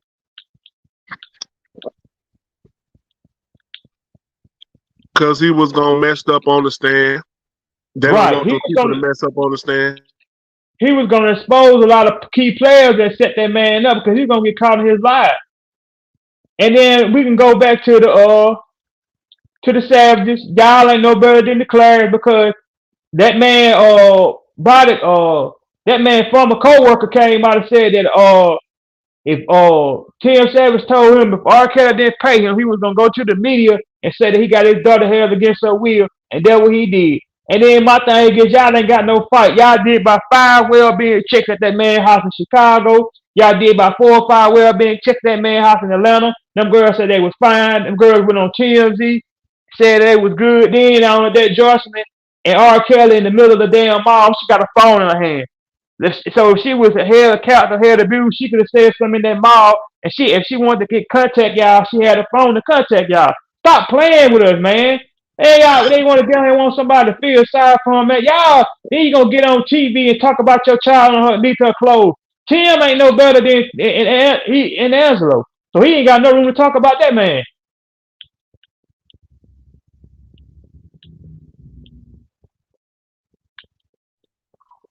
This is sad, man.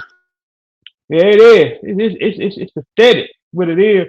And then Tim, he gonna take his Santa McGee word over his daughter, a woman who wasn't even dating Kellz. She was dating the bodyguard.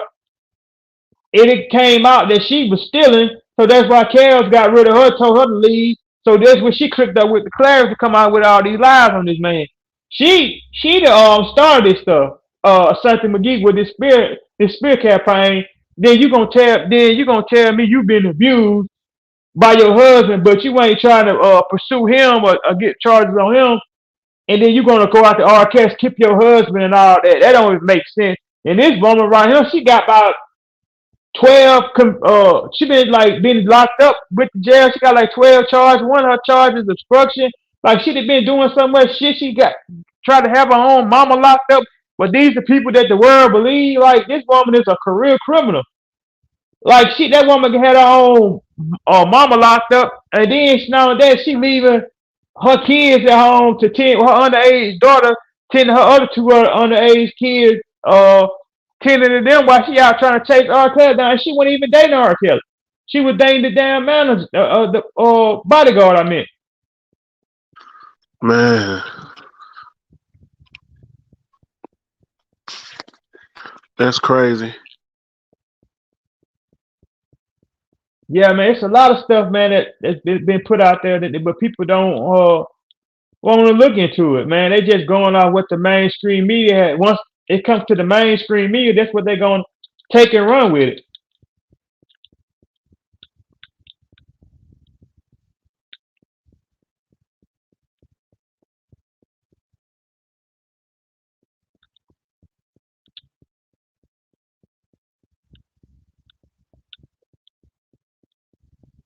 If for somebody like Lisa Van Allen, for you to do what she doing, this man that took you back in after you done lied on him and stuff, and you came back with a baby, he'd have helped you.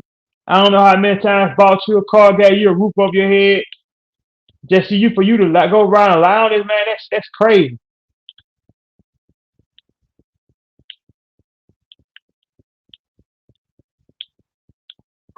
God do not like ugly. Yep, he sure ain't stuck on pretty neither.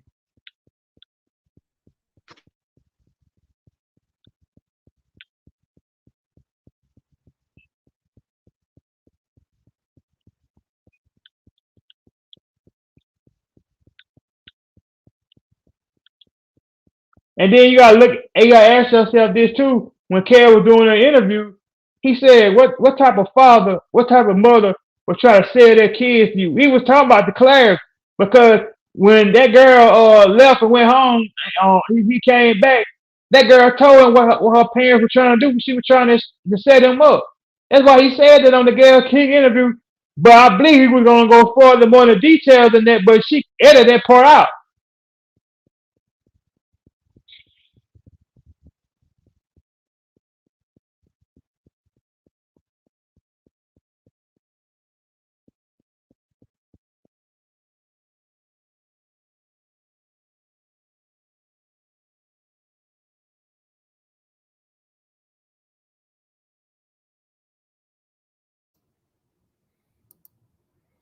Yeah, man, but it's just it's the mental gymnastic that the media did on the public, and the laziness of the public to not go out and seek information, rather take what the news is giving them and making that they factual base to argue off of.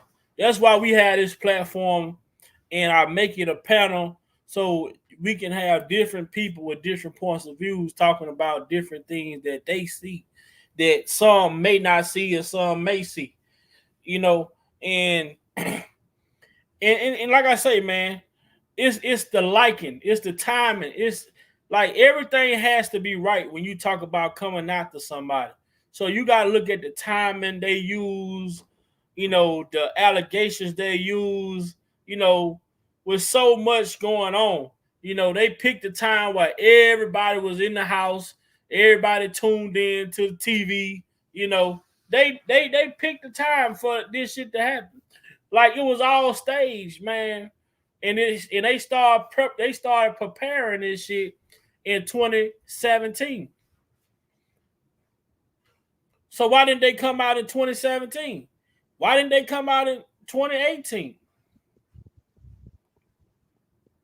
Oh, soon as the pandemic hit, boom, we got everybody's attention.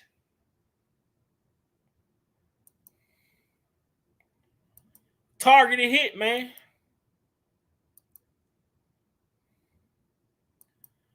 They just came out and spoke a lot of shit, didn't prove nothing.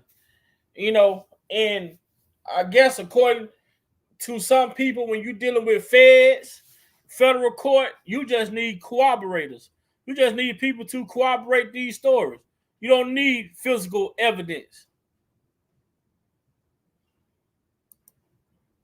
Basically, that's all they had was hearsay. But then, Big Boy, did you pick up on the interview when R.Kelly said what type of mother, what type of father would try to sell their daughter to somebody? He was talking about the clarity because when the young lady, he found out she was a lot about age, she told him what was going on and he sent her back home. Right. And they So got mad simply because, like I said yesterday, I feel like they got mad because in the beginning, you know, the money that he was giving her, she was giving some to them. And when she realized, hold on, I'm the one here living with him. I'm the one, doing. She realized how much power she had in the situation. And she said, fuck them. Like we pointed out in that letter she wrote her brother, when she said, I came into this, liking R.Kelly, but she fell in love with Robert.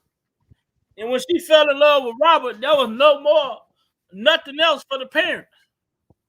and that's why they try to make it seem like them letters was real. He forced them to write them. How the hell this man gonna make them write letters and verify letters? He can't even barely read himself. That don't make sense. Ain't nobody finna go that far in the detail and to make somebody write. Ain't nobody finna go that deep into it. But then if you don't believe it, the text messages prove everything that the letter says she wrote to her brother. The text message explained the play that what her mother had her doing, and then she wrote it to her brother. So they know how is she lying about that? That don't make sense. That's why they didn't want them text messages because it was going to corroborate what that letter she had to her brother. She wrote to her brother.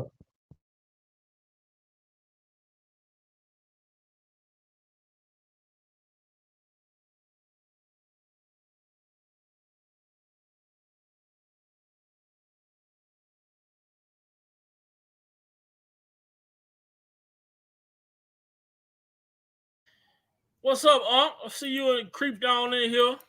We've been on here for an hour 42.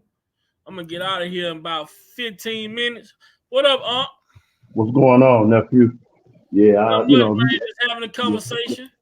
we on the plantation, so I try to pop in and fellowship as much as I can, but it's kind of hard. Let me ask something. Greetings, every family that's represented in the chat. Blessed to you, Lil Mac. And let me ask you something. So it's a fact we established that he found out the current age at that particular time and sent her back home. Was that a fact, or that was just a narrative? Well, she said that she told him her age, and he slapped her and sent her home, and they sent her back. That's according to what she said. I mean, I'm not sure how. I can't speak on how true, if it happened that way or not, but that was the rumor that she, like I say, it still don't make sense. Why would you just gonna come out and say your real age after you done lied all this time? Right. And then in the text message, I don't recall seeing that stated back and forth between the mom and her. And then that issue about leave your ID in a hotel, was that established fact? That was just a narrative of that scenario of that particular location. That's it. They just put it's just a bunch of narratives out there. And like you hear Gayle King gonna tell Robert Kellz, like, how could all these women be saying the same thing? And then she caught on to what she had said. And they told her, hey, you fucking up. Because he didn't know what them women had said. He didn't know what them women were saying about him. So for her to say that all these women saying the same thing, she then gave away the plot. So then she go back and she fix it up towards the end of her statement and say, how could all these women be saying different things?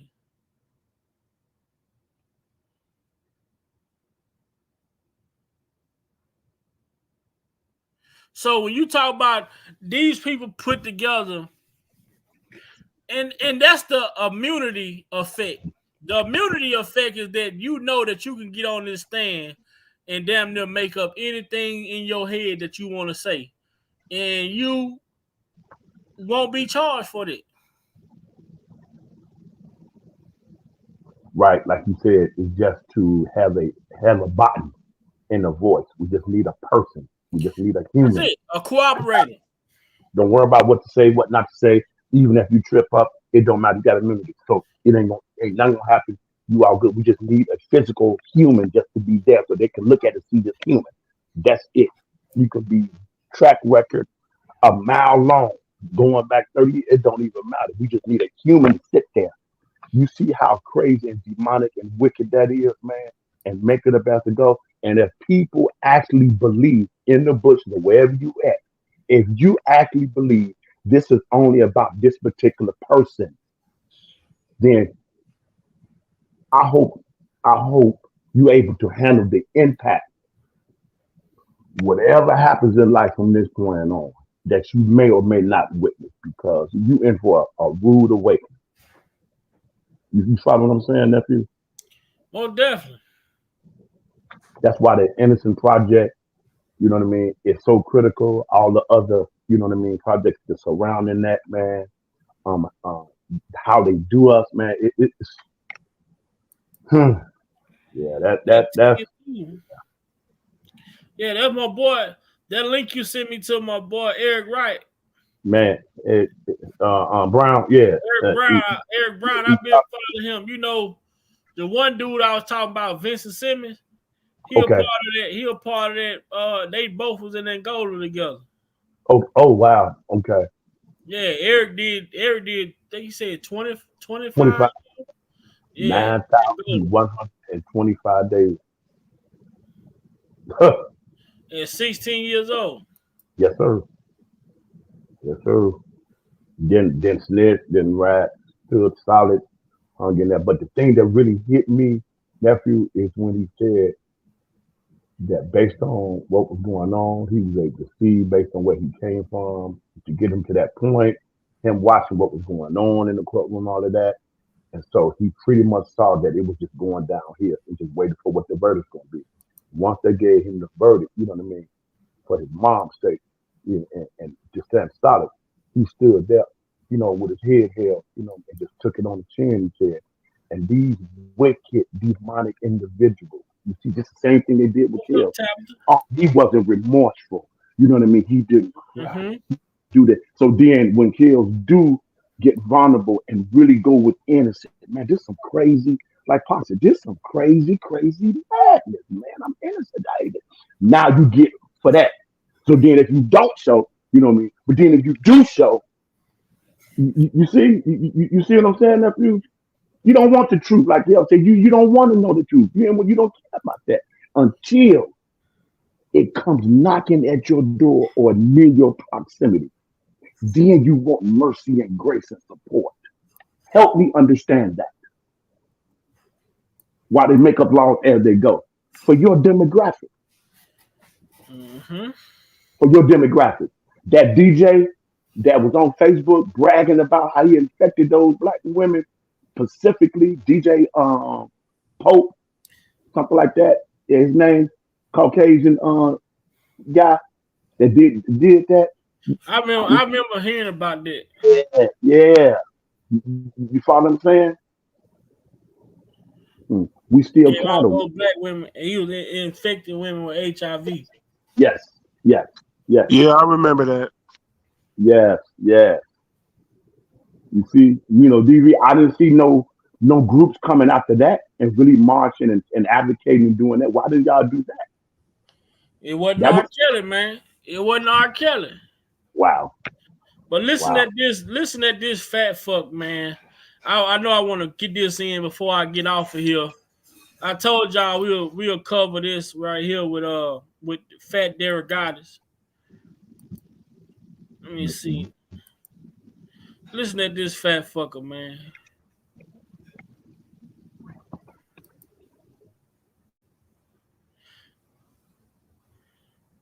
He finna go off on the accuser. Prosecutors said they would present 5 victims. They presented 4, and nobody knows what happened to the 5th. They said they would present evidence of 4 tapes, and there have only been 3. They're not necessarily delivering. Interesting. Which is odd because, they arrested him in the summer of 2019. They've had 3 years to prepare this case. Now, talk about what the defense strategy might be as that gets underway this week. Is this, I'm assuming they're going to attack the fact that some of these women have changed their story and did not come forward in 2008. They've been doing that throughout, causing confusion. A young woman who testified under the name Tracy said she was 16 when Kelly sexually abused her. There was a contradiction with a lawsuit she filed.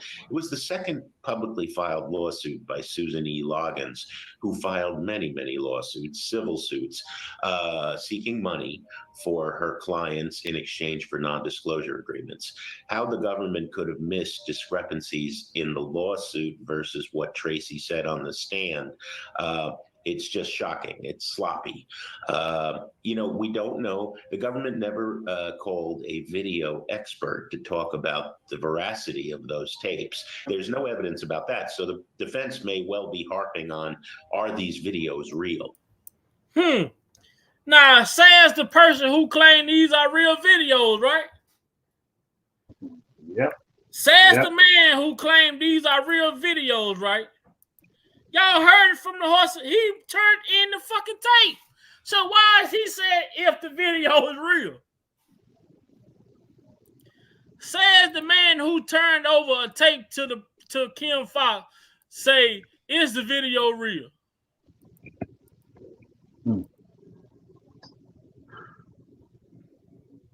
Somebody need to take him to Mount Everest somewhere, Mount Everest, and just leave him there. Or take him, drop him off in Alaska. Let's hear this again. Yeah.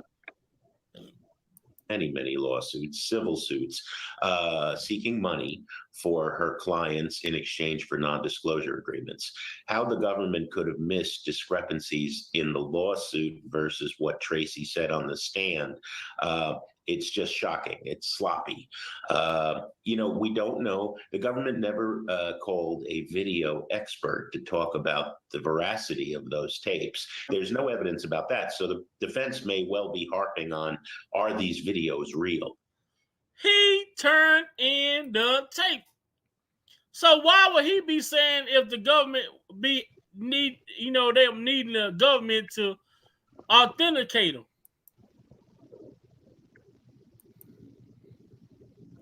This shit just make you say, What up, Crux? What's good with you? All right, what's going on, fellas?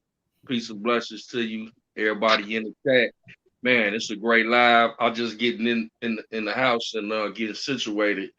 And man, I really appreciate the commentary, man. It's very informative, and it's also giving us a chance to look back.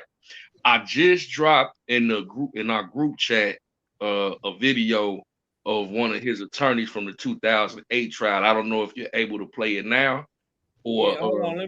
Let me go to it and then I'll be able to play it.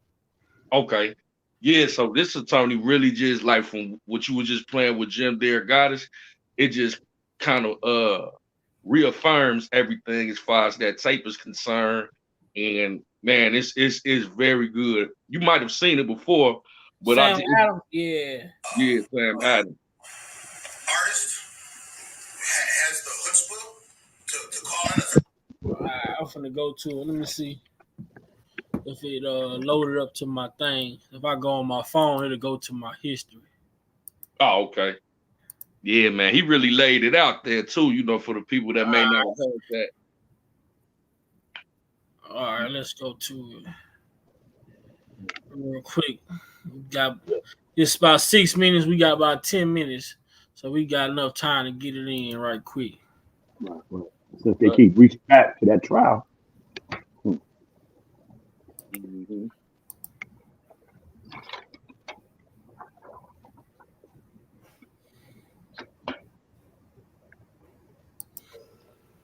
Artist has the chutzpah to call in a 34-year-old, basically unknown lawyer to come to his defense and take a look at it and represent him. And because you got to remember what we as lawyers do. It's as if they're standing there, but they're talking through us.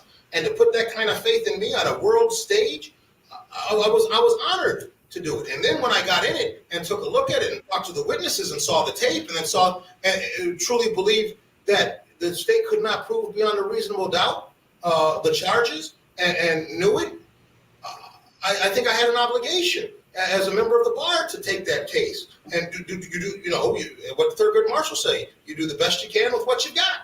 And it turned out that we were pretty successful. To this day, people who weren't sitting there and saw it, who say, look, I saw the tape and all that, didn't see the experts testify that those tapes very well were doctored, that those tapes were very well, the pixels were off and there were moles missing on him that he actually had. They didn't see that evidence. So to say that, I'm just not being truthful when I say it very well could not have been him, and certainly the government couldn't prove that it was him. They certainly didn't sit there and go through it. And that jury came back with a finding of not guilty, that the state did not prove him guilty beyond a reasonable doubt. And so for all those reasons, I was very interested in that case. You mentioned the tape. The public, as well as the jury, has some strong opinion regarding the R.Kelly alleged sex tape, which the prosecution thought it was a slam dunk. Some people thought it was a turning point because of the alleged visual evidence.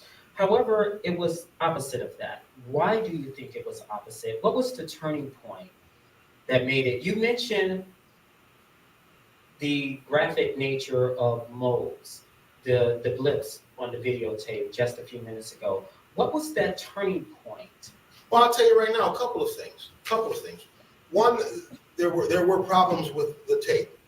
But most importantly here is they never brought in the alleged victim in the case. And she went to, I can say this now, she went to the grand jury and testified, that's not me on the tape. And then her mother went to testify. That's not her on the tape. That's not her. Then her father went to the test. That's not her on the tape. And the government never brought her in to say otherwise, or at least show the jury the girl on the tape versus the girl in person. Never did that. Now, how do you think about this now? Not just entertainment-wise, but in a court of law, our judicial system is based upon the premise that because the government has all of its resources and power behind it, they have to prove one of their citizens guilty beyond a reasonable doubt before you can take their freedoms away. How can you possibly have a young girl that you're saying is the victim of something as heinous as this and never bring her in for the jury to see? That's reprehensible. If you're truly trying to take freedom away from somebody, if you're really going to have them, and especially someone like R.Kelly, who's a known figure in the entertainment community, who has millions of dollars at stake, think about that. He could have lost millions upon millions of dollars in endorsement, and the government has a responsibility to prove its case. Yet they don't call the young girl in. I'm not here to denigrate real violence. I'm tired of real violence. I'm not here to denigrate sexual assault. I'm tired of seeing people sexually assaulted. These women out here need a voice for them. There's no question about it. But that's not what we were there for. We were there to determine whether or not the government could prove if Robert was the individual who did this to a particular young girl. Now, that's what happened in the case. And the jurors came out and said it afterwards. See, what happened here is they brought in 18 or 19 right out here in Oak Park, witnesses that came in and said, I know her, and she was beautiful, and she was a lovely young girl. And for someone to do these things to her is terrible. And I started cross-examining each and every one of them. Not hard, but very, very, very softly. Tell me what you knew about her. And they went through and told her this is a lovely girl, wonderful girl, great girl. And then you see the tape, and that's a girl doing, if you watch it, that's the young girl doing some very adult, nasty thing that couldn't be the same. And then for the government not to come in and bring her in here and at least show them to her. At the end of the case, when I stood up in my closing argument, I stood right in the well of the jury room, of the audience, and I asked the jury, they're asking you to convict him of doing this to this individual. Now look in this audience. Is she here? Is she here? And if you don't know, because they didn't bother bringing her in, how can you convict a man of something as heinous as this? And the jury understood that. There's a responsibility, government, and that's one of the problems with our people, and I see it day in and day out. They don't take that seriously, that government has a responsibility to us. They work for us, man. We don't live for them. Government's supposed to be there to protect us. When you talk about a congressional seat, that's our seat. That ain't Ted Cruz's seat. When you talk about a state's attorney, that ain't a state's attorney's seat. That's our seat. And when you talk about prosecuting a man for crimes that he's been charged with, man, those prosecutors are our prosecutors. And they better darn well make sure that they can prove a case beyond a reasonable doubt, because it's our citizenship that we're talking about. And that's why I think R.Kelly is a very important case. Not because of the salaciousness and the dirtiness. That's what people want to talk about. But when you really start understanding the fundamental nature of what we are talking about when it comes to our legal system, this is too important to be cavalier. This is too important to take in a facetious manner. And that, so when people always ask me about R, and then I start preaching, and it's, man, I don't want to hear all that, man. I don't want to hear all that. So if you don't want to hear all that, I understand that. But that's the fundamental truth of who and what we have to understand where we are and we should be about.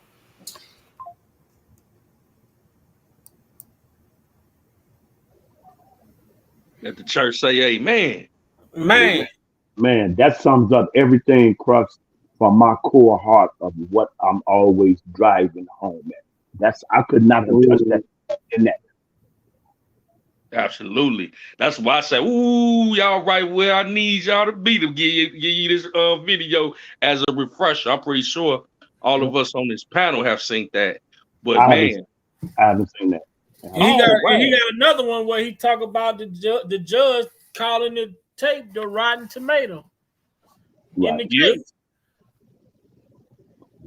Yeah. So here, based on everything that he so eloquently said, this the reason why after that they made sure that they went over this thoroughly. So if whatever judge is gonna get on there, whoever was the jury, whoever was the prosecutor, before they got in court, they made sure they deceived and manipulated the public. They stuck long enough to do that. They made sure they went to bedrock foundation to get that cemented pillar before they did anything in court, because they knew once they got in court, they was cut. That they was strategic. That's the only way they was able to put off and to triumph with public opinion. And you get these individuals that he just said, those are all seats. That ain't your seat for VA. That's all seats. And you get individuals in there with no standards, no integrity, no moral compass. And you have these individuals in place. After you did all this groundwork, you went on everything.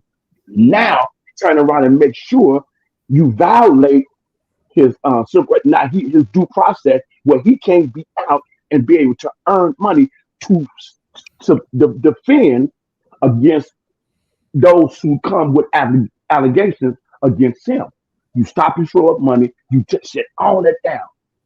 Because now you know I don't have anything, so I have to create something. Now let's go find individuals who he may have fired, those who feeling some type of way. Those are in their feelings. You know what I mean? And if they got a record, a track record, or a criminal record, oh, that's even better. That's just right to our left. You see what I'm at? Yeah. Crux, I yield back, Crux. I yield back. Oh yeah, you spot on, bro. And the thing about it is, to add to what you just said, had kellz, now when we talk about ineffective counsel, had kellz had the same legal team. I know some of them are not here anymore, but it's crazy to me why this particular attorney and specifically was not on this current legal team that he went to trial with, because they knew that case inside out. Right. It's because of Ain't no way they was gonna be able to get around the double jeopardy thing, and you seen that it was double jeopardy because Jim DeRogatis, in the article that I showed earlier, he stated that it was the same tape from the first trial. Mm-hmm. So how could you say it's not double jeopardy? Exactly. Yeah. And then, like Brother Muse was just saying, you get all these witnesses that have all these backgrounds that can be, you know, they could be compromised because, hey, it's either you or him. We got this on you. We need you. Here go your script. We need you to say. You know what I'm saying? And they studied that 2008 case. They knew, man, we can't give him a bond so he could work with his attorneys. We can't. We got to fix this mold situation. Hey, Avenatti, man, we need you to do whatever you need to do with the deep fake. Hey, you know, we got a team to attack this. Ken Foxx, we need you to attack the media. You know what I'm saying? So it was an orchestrated hit, and they knew exactly how to get around every loop. You know what I'm saying? That kellz was vindicated on in 2008. And that's why it's so critical for us to get out of our emotion as a community, get out of our feelings, and heal and become whole so that our spiritual insight can detect it and we can start pulling together to fight and make a strong force and stand behind this. That's why they strategically keep us busy and distracted with all the foolery on social media. While they got these bills sitting on the desk that can alter your whole family tree. And you sitting there worrying about, and they'll turn you against your brother. They'll turn you against your sister. It's the plantation all over again. Slavery has not went nowhere. Woo. What we gotta do, we gonna have to lead them people that ain't trying to get it. They just gonna have to stay back there, man. That's and it. The people that's willing to get it, they gonna have to move forward, man. The thing is, we gotta stop worrying about carrying the dead weight and let it be. You know what I'm saying? Once we realize that, hey, we doing ourselves a disservice by trying to convince people who just don't want to believe, then guess what? You gotta keep moving with I'm running with what I got. Right. I'm running with what I got. Oh, it's 11 on that side. Well, I got 5 over here.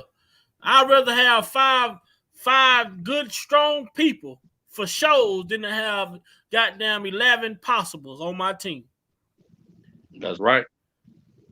It's either get with the program or get left. That's it. And that's the thing that we as a community, especially our community, we have to stop trying to convince people that they've been bamboozled. A bull. That's you just said. I told you that the building is goddamn burning. Now, if you want to stay your ass right here and go in there because you feel like you left your Jordans in there, you know, your PS5 in there, or your favorite jeans in there, hey, shit, I sure put some flowers on you in your casket, whatever. Shit. But I ain't finna burn with you. Yes, sir. No, sir. Yeah, man. That brother right there, Sam Adams, he broke that thing down from a legal perspective and the accountability that the government has to us as taxpaying citizens.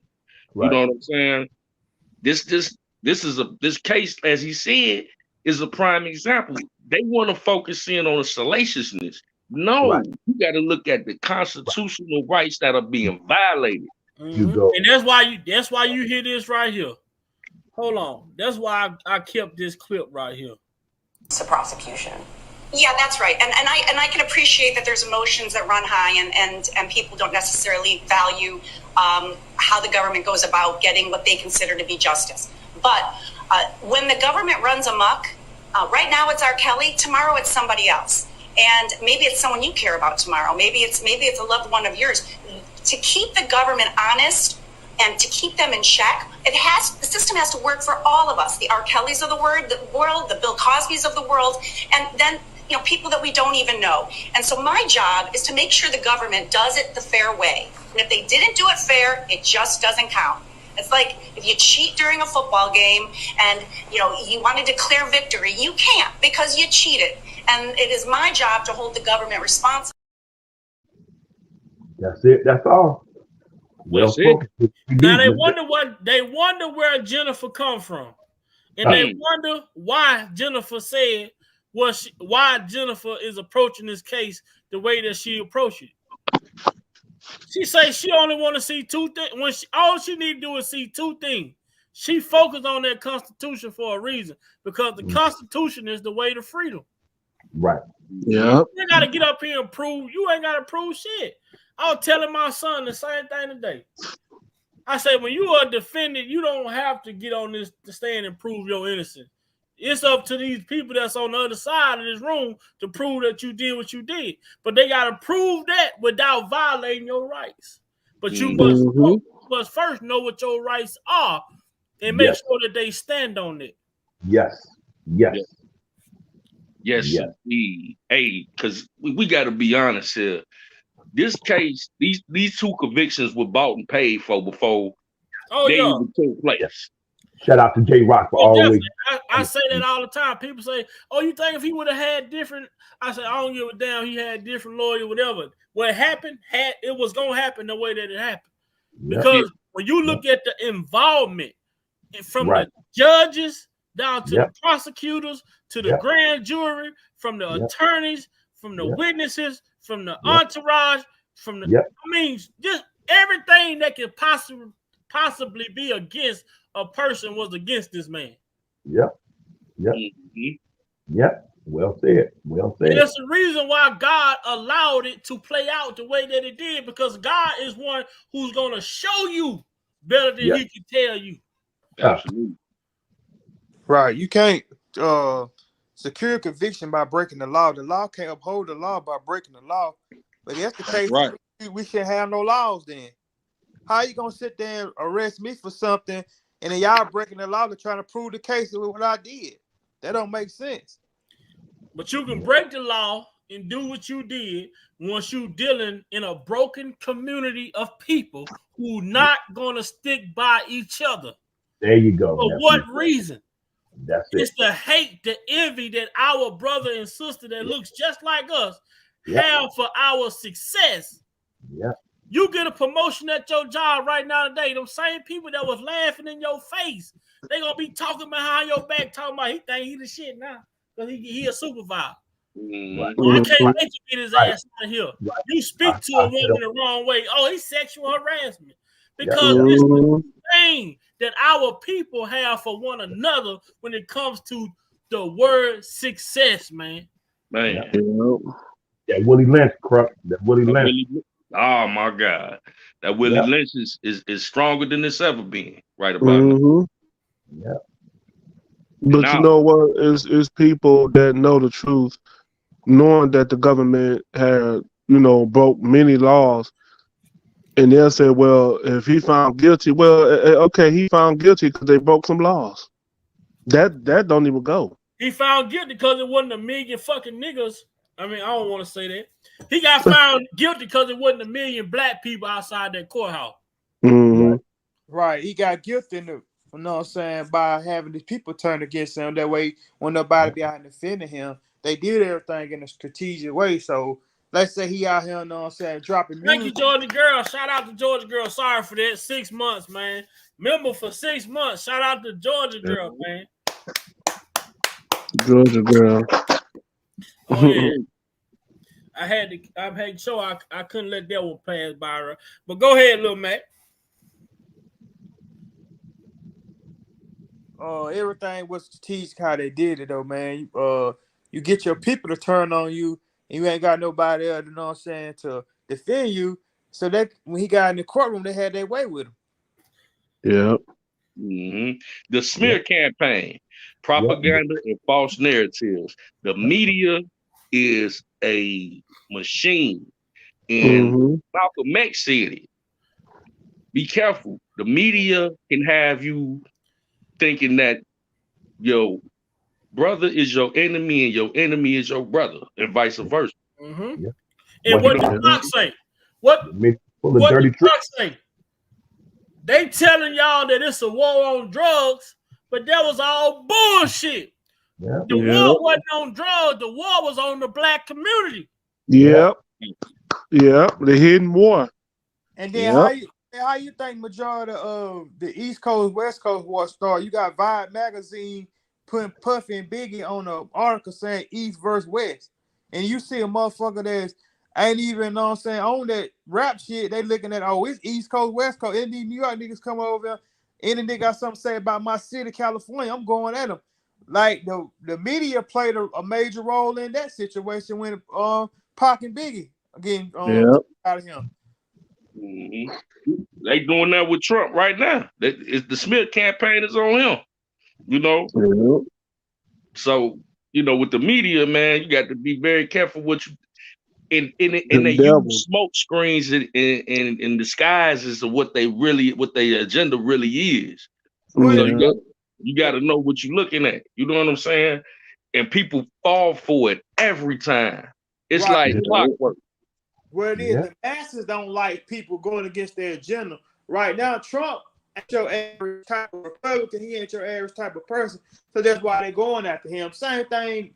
Anybody that come out here, you know what I'm saying, talking with some sense, like Kanye, they try to they see what they did to him. And you got, if you go all the way back to the Panthers and all them Malcolm and Mars, anybody coming out here defending their people or doing something that making sense that ain't, you know what I'm saying, that's gonna fall and not gonna put the agenda that's going on, gonna hurt the agenda that the power of the masses have, they're gonna go after them. They're gonna try to shut them up quick as possible as they can because they look at them as a threat. A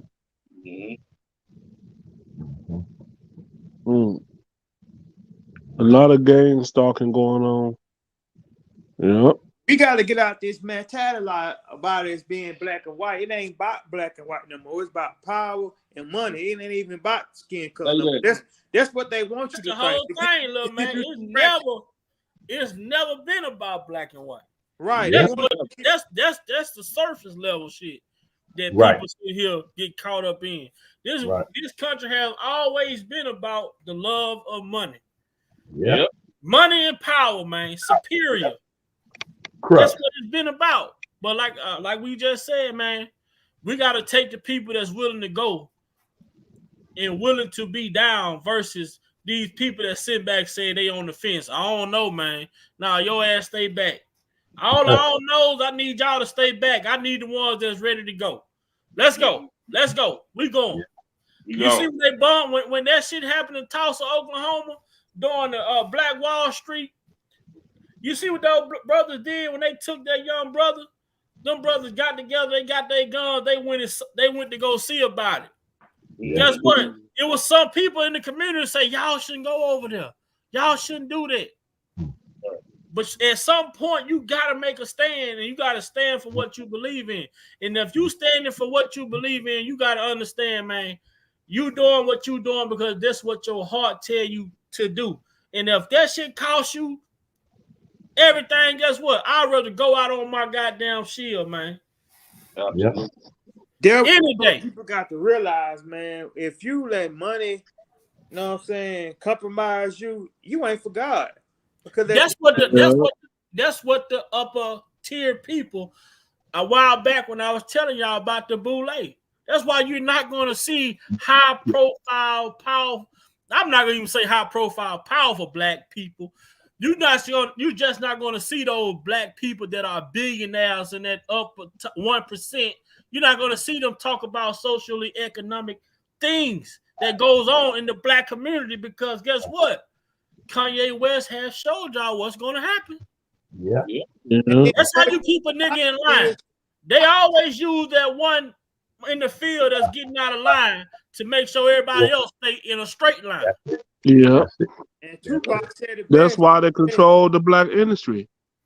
But it's more, you know what I'm saying, lower class people than higher class people.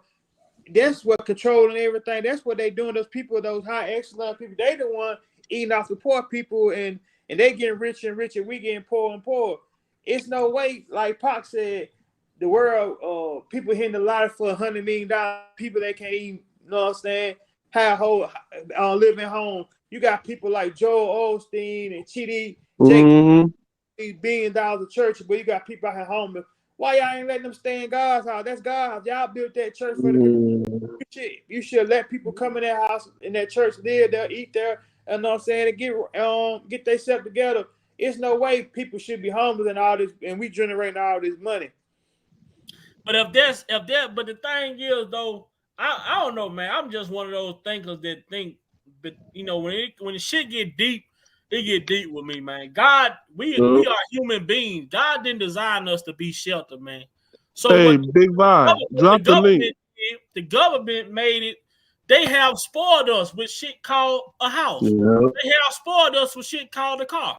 They spoiled us with things called money, internet, light sources. They have they have crippled us from our natural ability, and that's to live off the land. Right. Yep. The tools to destroy yourself. Why you think people? Why they got these kids now? They learning. They ain't even going in the classroom and using textbooks no more. They're going in there with iPad. They got tablets now. Oh. But what was the saying? They say you want to keep something away from a black person, you put it in a book.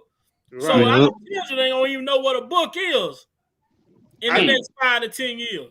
An educated man is in the United States is a more of a threat than a black man with a gun. Mm-hmm. Kyrie told you.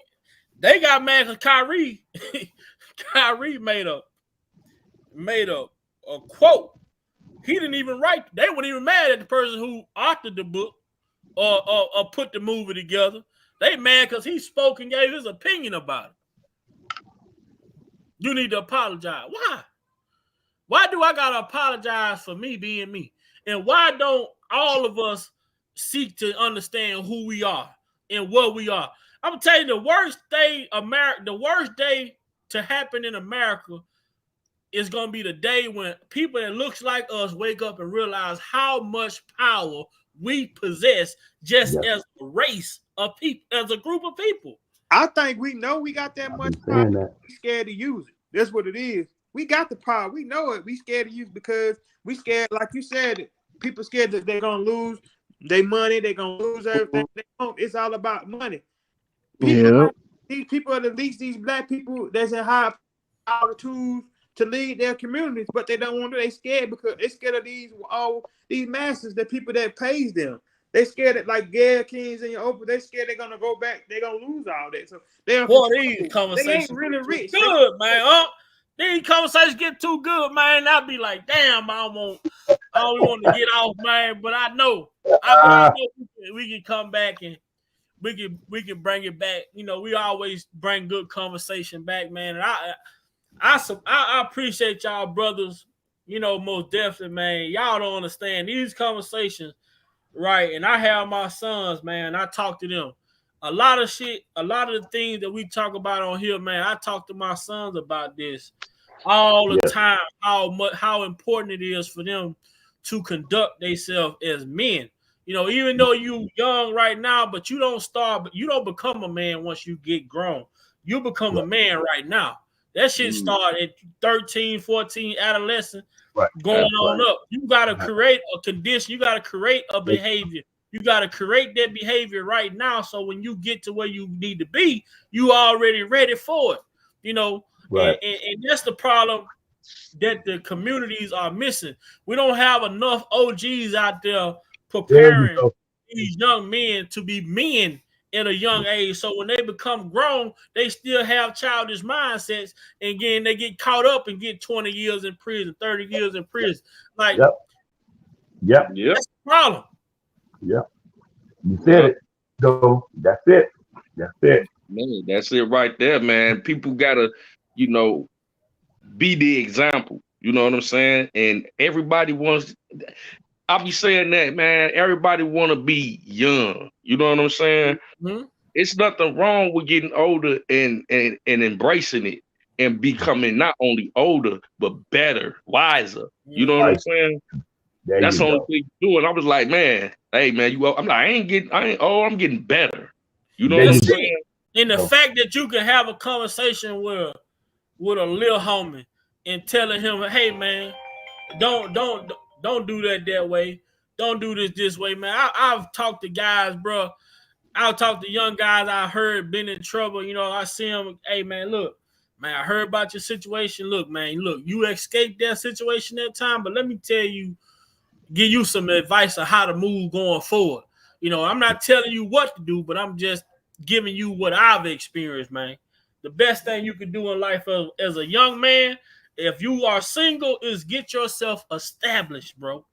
Before you do anything, establish yourself out here. So whatever you choose to do from that point going forward, you know you're doing it out of the reason for doing it is because it's something that you want to do, not something that you need to do. Because when you get people in needed situations, they'll do anything.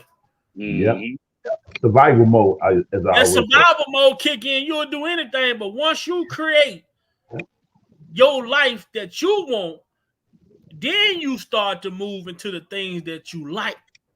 And I didn't have no OG. You know, when I lost my granddad, when I left, I was 17 years old when I left. I had took all the tools and instruments that my grandma, my granddaddy, OGs gave me. When I came to the city, I was grounded, man. They couldn't get me into no gang shit. Oh, my brothers, Crips, Bloods, all that family member. But what I was on, I didn't believe in a nigga telling me, man, take this gun and go shoot this nigga. This nigga ain't did nothing to me. Right. Oh, look, I ain't trying to hang around y'all. Man, hit this blunt. Man, I don't smoke weed. What we drinking? I don't drink. Man. I've been my own man since I was 17 years old, man, and I always did what I wanted to do. I did it my way. Man, yeah, my Shamika in the chat, and we was just talking about what you touching on right now as far as being young and peer pressure and being strong enough to be an individual and be a leader for yourself is very important for the youth, because all that it is them falling short to, you know, I want to fit in, and they don't have, like you said, you were grounded from an early age with certain attributes that were handed down. A lot of these kids, they just didn't have that foundation, with nobody giving them any game, or they just didn't listen. Or, you know, sometimes they could have had that and just make poor choices. Right. That's all boiled down. And that's possible. That's the one thing that we don't speak on. Shit happened, man. Yeah. Shit happened. But no matter what happened, it's all about the resilience you have after that. What are you going to do moving forward? Are you going to harp on this shit? Or are you going to fucking do something to make a difference about it? Just like Joe, you talk about, you know, you did your little stretch, but guess what? You did your stretch, you came out, you had a whole different game plan. Your whole approach was different. See, some people, they fall, but they get up with no approach still. They get up with no plan still. So what do you do if you get up with no plan? You got caught in the hood. You get took from the hood. You go do your thing and you get out. You ain't got no plan. Now you back in the hood. Guess what? Now you on the hamster wheel. You finna repeat the cycle. Your ass just gonna be out for a little bit before you be back where you came from. Because as soon as you go back to where you come from, your mind is gonna normalize that facility. Now the free world don't even mean shit to you no more. Yeah. You got these. I've literally heard kids, man, at 18 years old going to prison. Oh man, how much time you got? Man, I ain't got nothing but 20. Nigga, are you serious? Man, you know how much how much of a life you could lose within a matter of a year? How much shit just changed within a matter of a few years? Yeah, that's why I like. I sent nephew. Number 20. I've heard my brothers talk about prison like it was a goddamn YMCA, bro.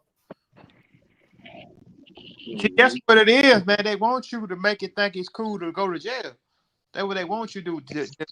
Like, why you think they, you know what I'm saying, these record labels don't push no more positive rap, conscious rap. It's all about, you know what I'm saying, shoot this, drill this, and city girl this, city girl that. But at the same time, though, we can't knock them for putting that out. It's on us to make sure our kids and our young cousins and about not listen to that stuff. And I thought about that today. Like this young girl, Sex and Red, she had these songs out here. I was like, people giving her the hard time, but I was like, man, I can't knock her, because what if she wanted to do something conscious and the record label telling her, hey, nah, you can't do that. We gonna drop you. And so she gotta say these salacious things to pay her family, to make sure her family eats, so she gonna do it. That's probably why she doing. Some of these people probably ain't got a choice but to do that. If you go back to kellz situation, he wanted to be a humanitarian, right? Peaceful songs, know what I'm saying, humanitarian song, but they told him to make the sex me's and the bumping grinds and all that. So at the end of the day, we can't look at Cardi B and all these people and be mad at them and hate on them for making these music, because they are controlled by the. At the same time, though, one thing we do have, and we have the freedom of choice. Yep. Regardless, you have a choice. Yep. You have a choice. I might can't feed my kids. At that moment, I have a choice to either pick up that phone and call somebody and say I need help, or I'm gonna go out and try to hit a lick. But this lick can cost me my freedom. Now my kids really gonna be home. Right. That's the thing about it. Everybody. But see, that's what they do to black people. The type of time that you on, Big Vi, everybody don't think like that. Yeah, until they get behind those bars. Excuse me, y'all. Excuse me. Let J-Rock been trying to get in. You know, I know he probably was getting off work or whatever. They J-Rock come in and chime in. I know by trying to settle down, but it's getting so good. Let's let J-Rock have the flow right quick and let him just, grace us with his knowledge. Go ahead. What's up, J-Rock? How you feeling? Mr. Timeline himself. Jay Rizzo.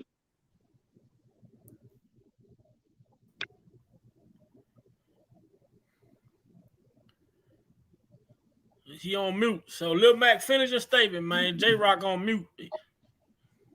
Like Lil Mac slid out of here. Like Lil Mac still in here, ain't? If he didn't know. Oh shit. What's going on? Oh, J-Rock there. You there, J-Rock? Yeah, I'm I just got back on. I'm just checking my connection and everything, man. I was looking for the link on the phone and everything. I was like, you didn't send me the link. So I'm just looking. I'm like, because usually I would already get it, but it is what it is. But yeah, I saw the videos and everything while I was working, and everything that was going on. I'm like, it's funny how everything unfolded. Now you look back on all those old videos and all that old content, and it's like the shit's not even crazier now than it did back then.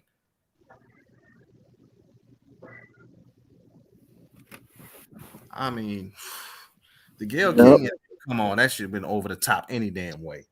Yeah. And she said, because number one, she said the biggest lie. She told the biggest lie out there. When you're talking about how can all these people say the same thing and they don't even know each other. Gayle King, you just told the biggest lie on national TV. Just because they all say the same, the news say the same thing you do. I mean, do everybody believe what the news say? Nope. Number one, they all knew each other. And number two, if you really look at it, what's the one thing that has to happen for a movie to be successful? It has to follow the damn script. Right. Yeah. R.Kelly was the whole damn script going on in this situation anyway. So how can everybody have the exact same story, the exact same experience if they didn't rehearse the shit that they already said anyway? That part. Right. That and then part. another thing, J-Rock, if they didn't have Drill and they didn't have Jane Doe number 5, they wouldn't have no documentary. Yep. Because Drill, she was the wife, so they had to make her story stick and make her seem like she knew what she was talking. But Drill wasn't no typical wife. But then you go back to Jane Doe number 5 because she was the youngest and she was the most recent. If without those two, they wasn't no documentary because everything else was just regurgitated.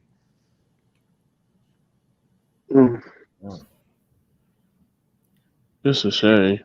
And everybody want to keep playing this tape card. Everybody talking about the tape that they've been playing. Like Big Vi said earlier, the the tape, the tape was the same tape that was recycled back in 2008. So it's already been admitted that it was double jeopardy anyway. They so worried about the damn tape. Man, like you say, if there was a child on that tape, why would they put it up on these porn sites? Right. And then on top of that, see, here's what a lot of these people seem to forget. See, they forget that R. Kelly had an album that came out in the fall of 98. Now, the so-called tape, shout out to Prima Donna, because Prima Donna had the stills of the video, and the stills of the video showed May of 1999.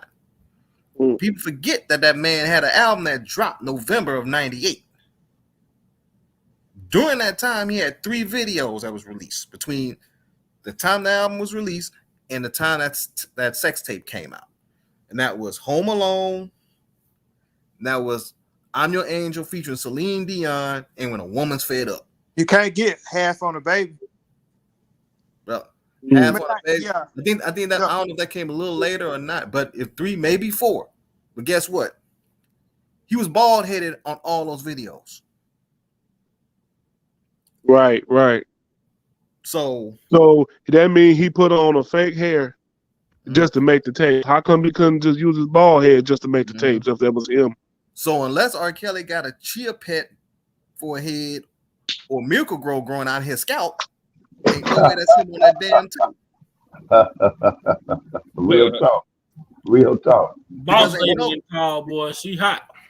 My bad. I was on mute. Did somebody ask me a question or something? Oh wow.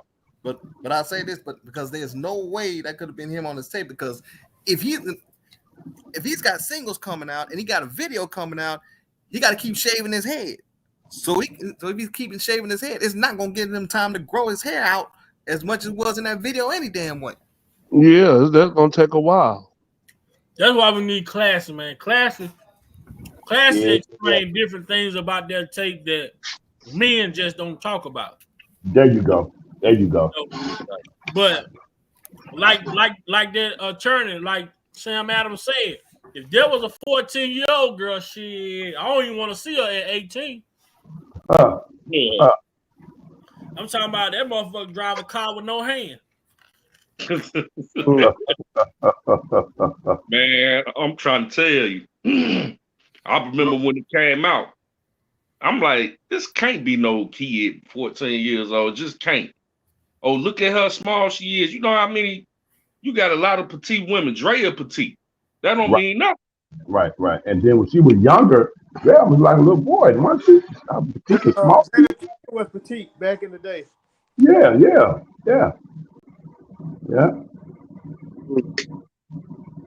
That's why you got to be a thinker, man.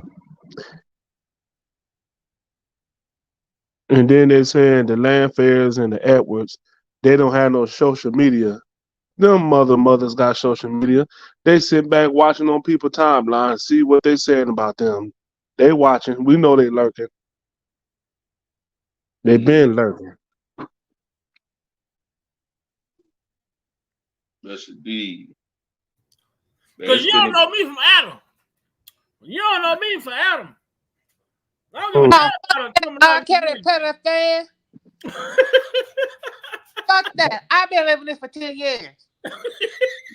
Now, Jasmine, calm down. Man, Tim tripped me out. Talking about we gonna come on IG. Y'all need to let these victims heal, bro.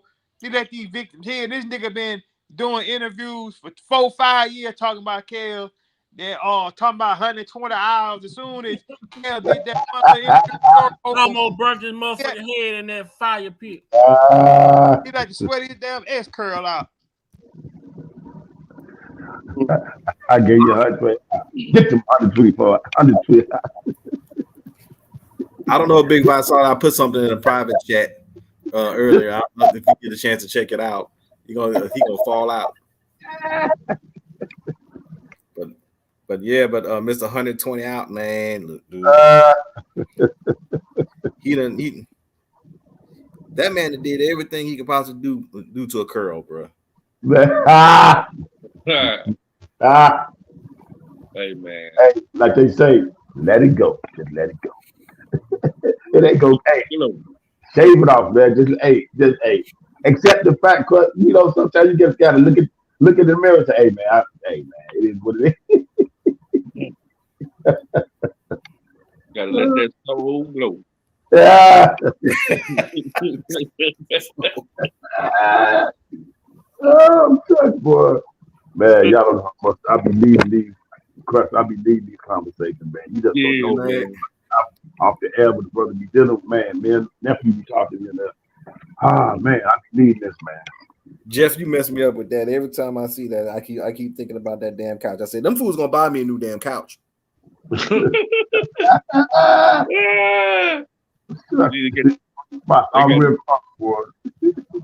Hey man, you looking for that brother, man. All you gotta do is follow the drip.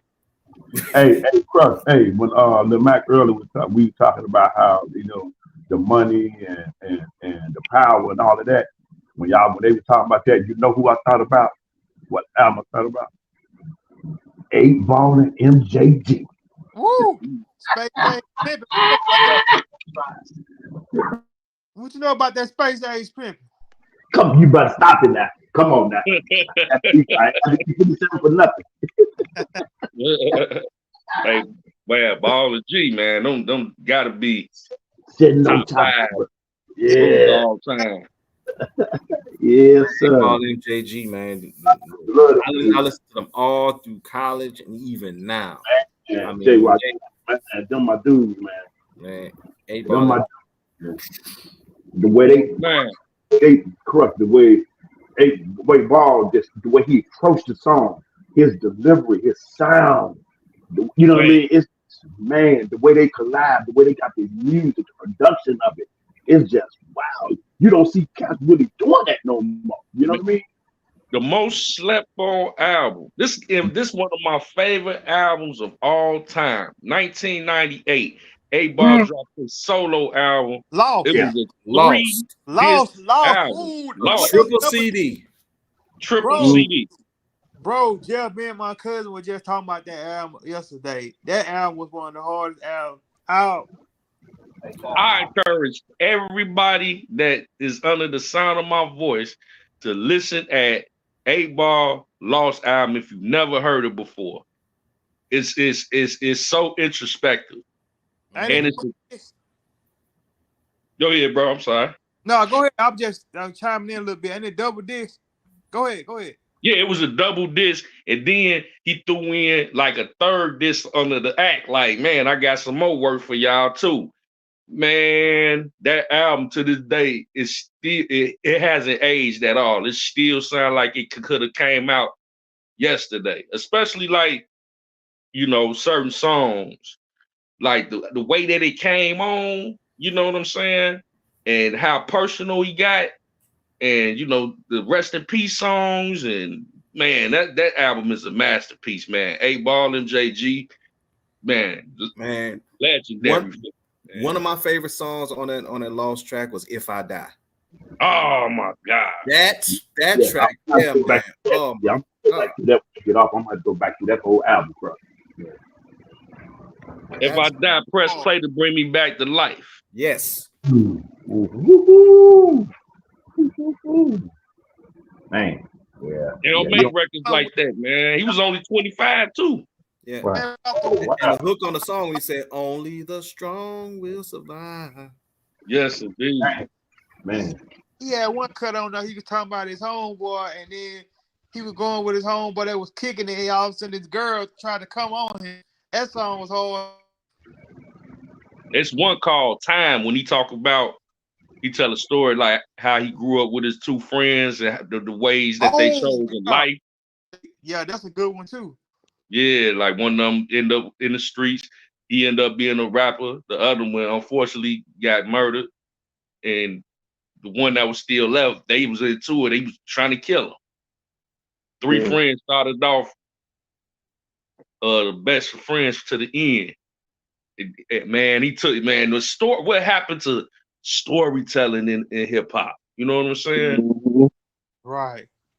That's what I'm talking about. That's the point I was making, Chris. And then Pop, man, people be sleeping on his first album, man. Too popular now. Listen to that story, Soldier Story. Listen to that song. All I wanted to be was a soldier, a soldier. He was number like 20. Yeah, I rarely listen to any new hip hop music, but I always go back in the archives and listen to them guys back in the days, you know. I don't listen to that new shit, man. I some of it is, it's catchy, for the bullshit. But when you talk about some substance, then I like to listen to Scarface and Willie D, Bushwick. The goddamn, it's been a few rappers tell stories. It's been a few rappers, but when you grow up and you hear the real shit, man, it's hard to listen to that gibberish, man. And now they are promoting, they've been promoting women, glorifying women, prostituting and talking about robbing men and different shit like that. But they don't speak about that. They talk about what Cardi B don't talk about, putting pills in niggas' drinks and robbing them when they take them to the hotel. But now they want to see and tell you that Bill Cosby committed a crime. You know what I'm saying? Go lock her ass up there. She admitted that. Say that she used to put pills on niggas when they get to the hotel room and pass out. She go run their pockets and leave them in there. Then the music kind Yep. of true, but then if you go back to the movies ain't good no more like they used to be. Like everything came out back in the 90s and past, they had a message and you can learn from the movie. Because nowadays these motherfuckers ain't watching movies like back in the day. Right. You like Scarface and The Godfather and all, you can learn from those type of movies. Like you go back and watch them, man. See, the system has messed up the world. You can see the stream, look, Matt. Mm-hmm. Oh. Oh. Look at him. Al, be sure. He wanted to be Big Red so bad. Comb through that shit. Oh. What's that one? What's that movie where that man said, he said, I don't mind getting with you, but you just can't touch my hair. Oh, that was Eddie Griffin and Jason Lear. That's who he remind me of. You know what, Vi? R.Kelly, Robert Sylvester Kelly. You know what? It would have been great if Robert had did a whole album, worked on the whole album for Tevin Campbell. I wonder how would that sound. Man, that'd be amazing. One person he said he wanted to work with was he said he wished he could have worked with Trey Songz. He said Trey Songz had it. He said, but the way he was going about it, he taking the elevator when he needed to take it. Yeah. But you seen that girl on that Rosenberg, that woman that was on there with the interview. She was out, man. If Cal would have asked her to take her clothes off, man, she probably would have. She was so geeked up, she could barely compose herself, man. Like, I'm looking like, damn, boy. I said, look how she acting, man. Kellz, man, she couldn't stop asking questions or nothing. You a goddamn co-host. The hell? Did somebody say a couple of days ago, or was the other day, that Robert had wrote 808 for Black? He did. He did. Yeah. I was looking at that documentary, and that was the last song of the album that they did. And they flew to Chicago.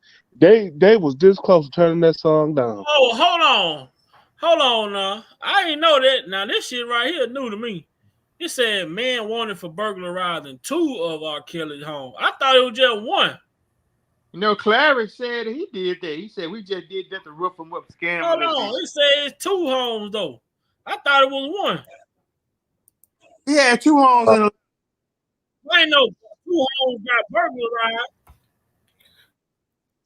Hold on. I'm just going through some shit, and it said 2 homes were burglarized. Hold on. Let me see.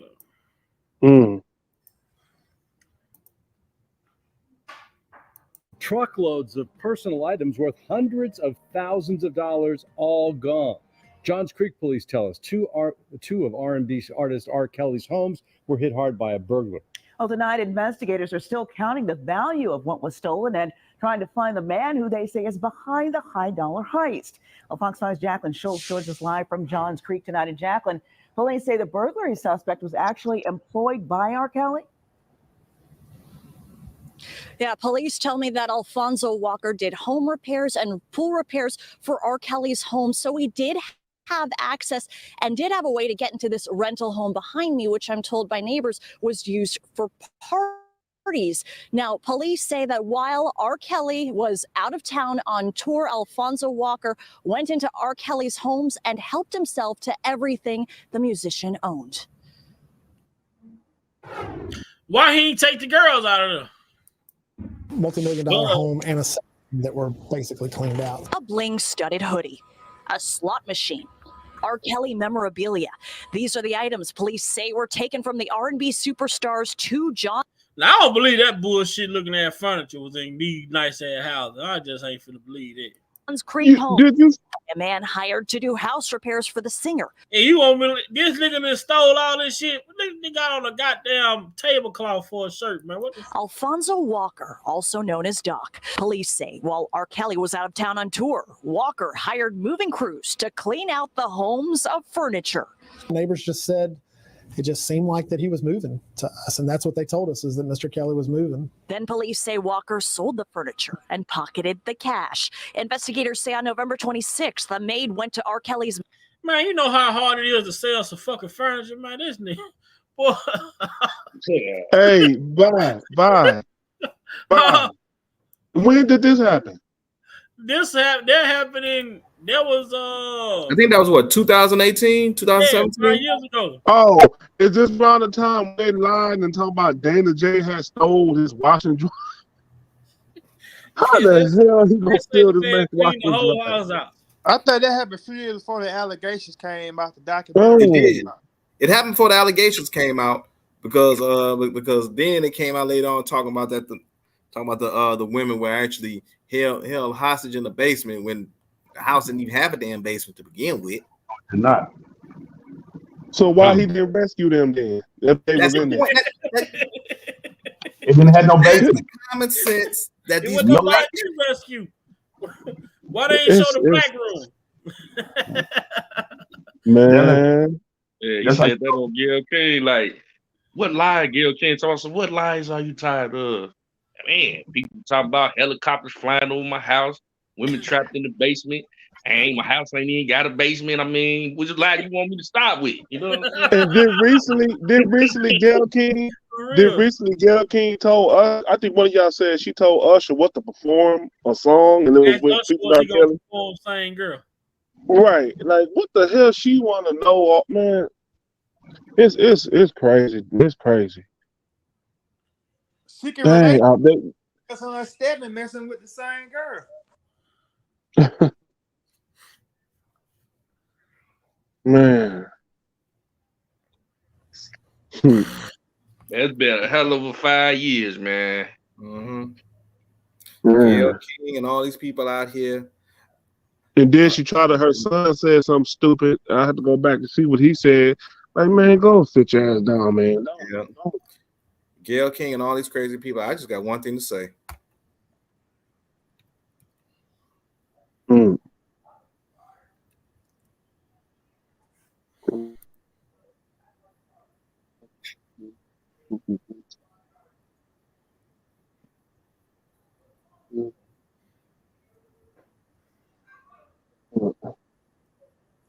Man. Yep. But I ain't gonna hold y'all on here too much longer, man. I'm finna get on down. I'm gonna call my daughter back and well, we gonna I don't know, man. I'm gonna try to see what we're gonna talk about tomorrow, man. But there's a lot of interesting things to, just to recap on. Cause we doing the Gail King interview. Oh, the I Admit song. That might be a good one tomorrow. Right. To break that. Yeah. And then it's still a lot of other clips with that interview too. Yeah, a lot more clips with the Gayle King interview too. Yeah, I'm gonna try to find them and send them to you. I wish somebody leak it, man. That's from that doggone network, man. That got a problem with him. Had some bad but feelings. but the thing is this though, they say that Gayle King interview was 80 minutes long. They only gave us a fucking 30-minute clip. Exactly. But it was chopped up though in certain segments, and they had it a certain Right, way. so we you know the world want, like I know we would want to see the unedited version. Mm-hmm. It's a reason why we didn't. That's what Michael Jackson did when he had that interview with that dude from London. Mike had his own people there that film and recorded. One did he, J Rock, if I'm not mistaken. But the little bit that they did add, what he said made a whole lot of sense. Own people recording. Wow. Yeah. The whole thing about it, you know, they're not gonna let anything get out unedited because. But they claim he had cameras all in his house, so he probably have a copy of it. Right, but see, you know they ain't gonna let that shit get out. If anything that comes out that's unedited that will kill their narrative, they're not gonna put that. Robert, I'm speaking. It's gonna come out. I'm speaking to the atmosphere, J Rock. I'm speaking to the atmosphere. It will come out. But she gonna tell him all of these women, if all of these women are saying the same thing, they can't be lying. Then she hurry up and say, all of the women saying different things. Right. Right. That was a good observation. Because she had the earpiece in their ear. They must have told her, "Oh, you done fucked up. You must say something else." Yeah. And once again, I'll go back to the other point when she said, "Well, R. Kelly was when AZ and Joy was being interviewed, it was R.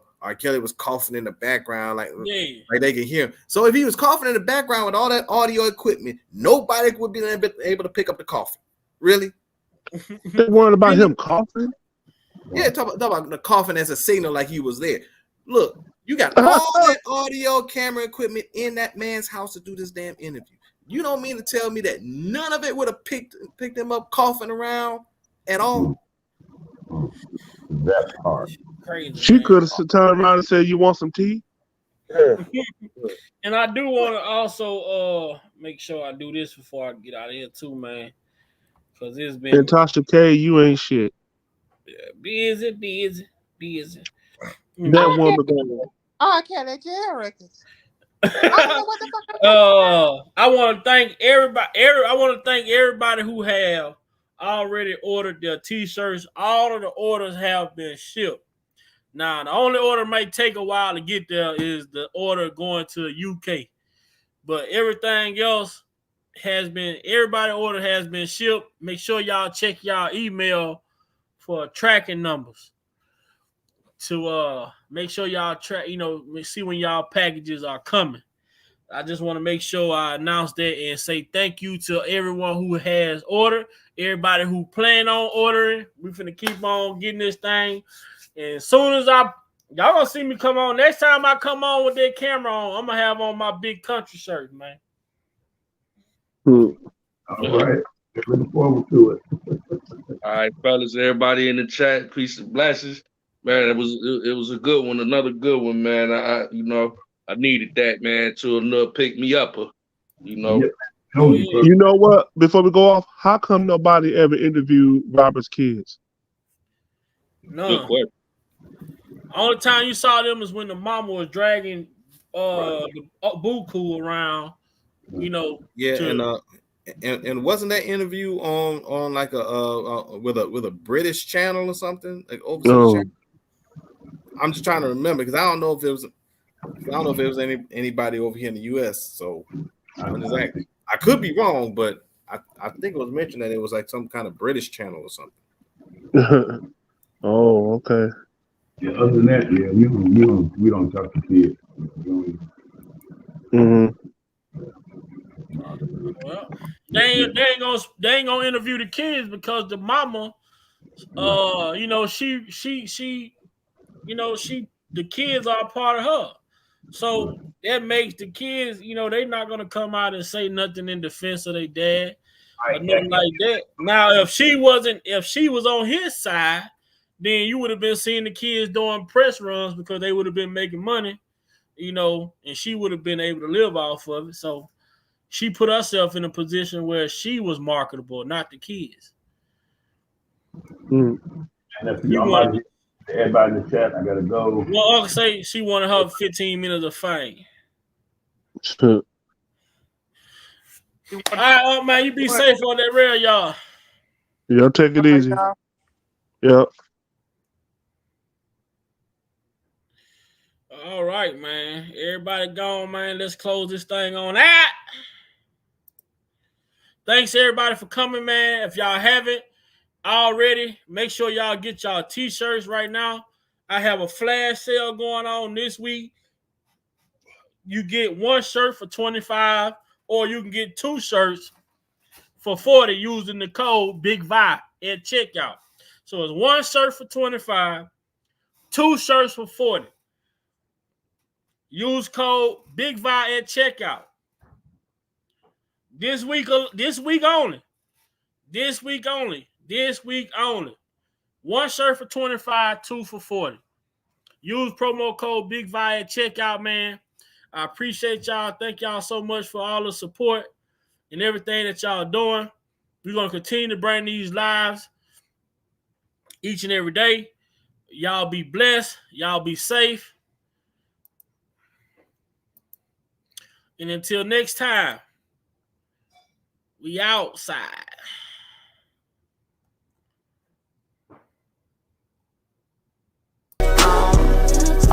I really appreciate that about you.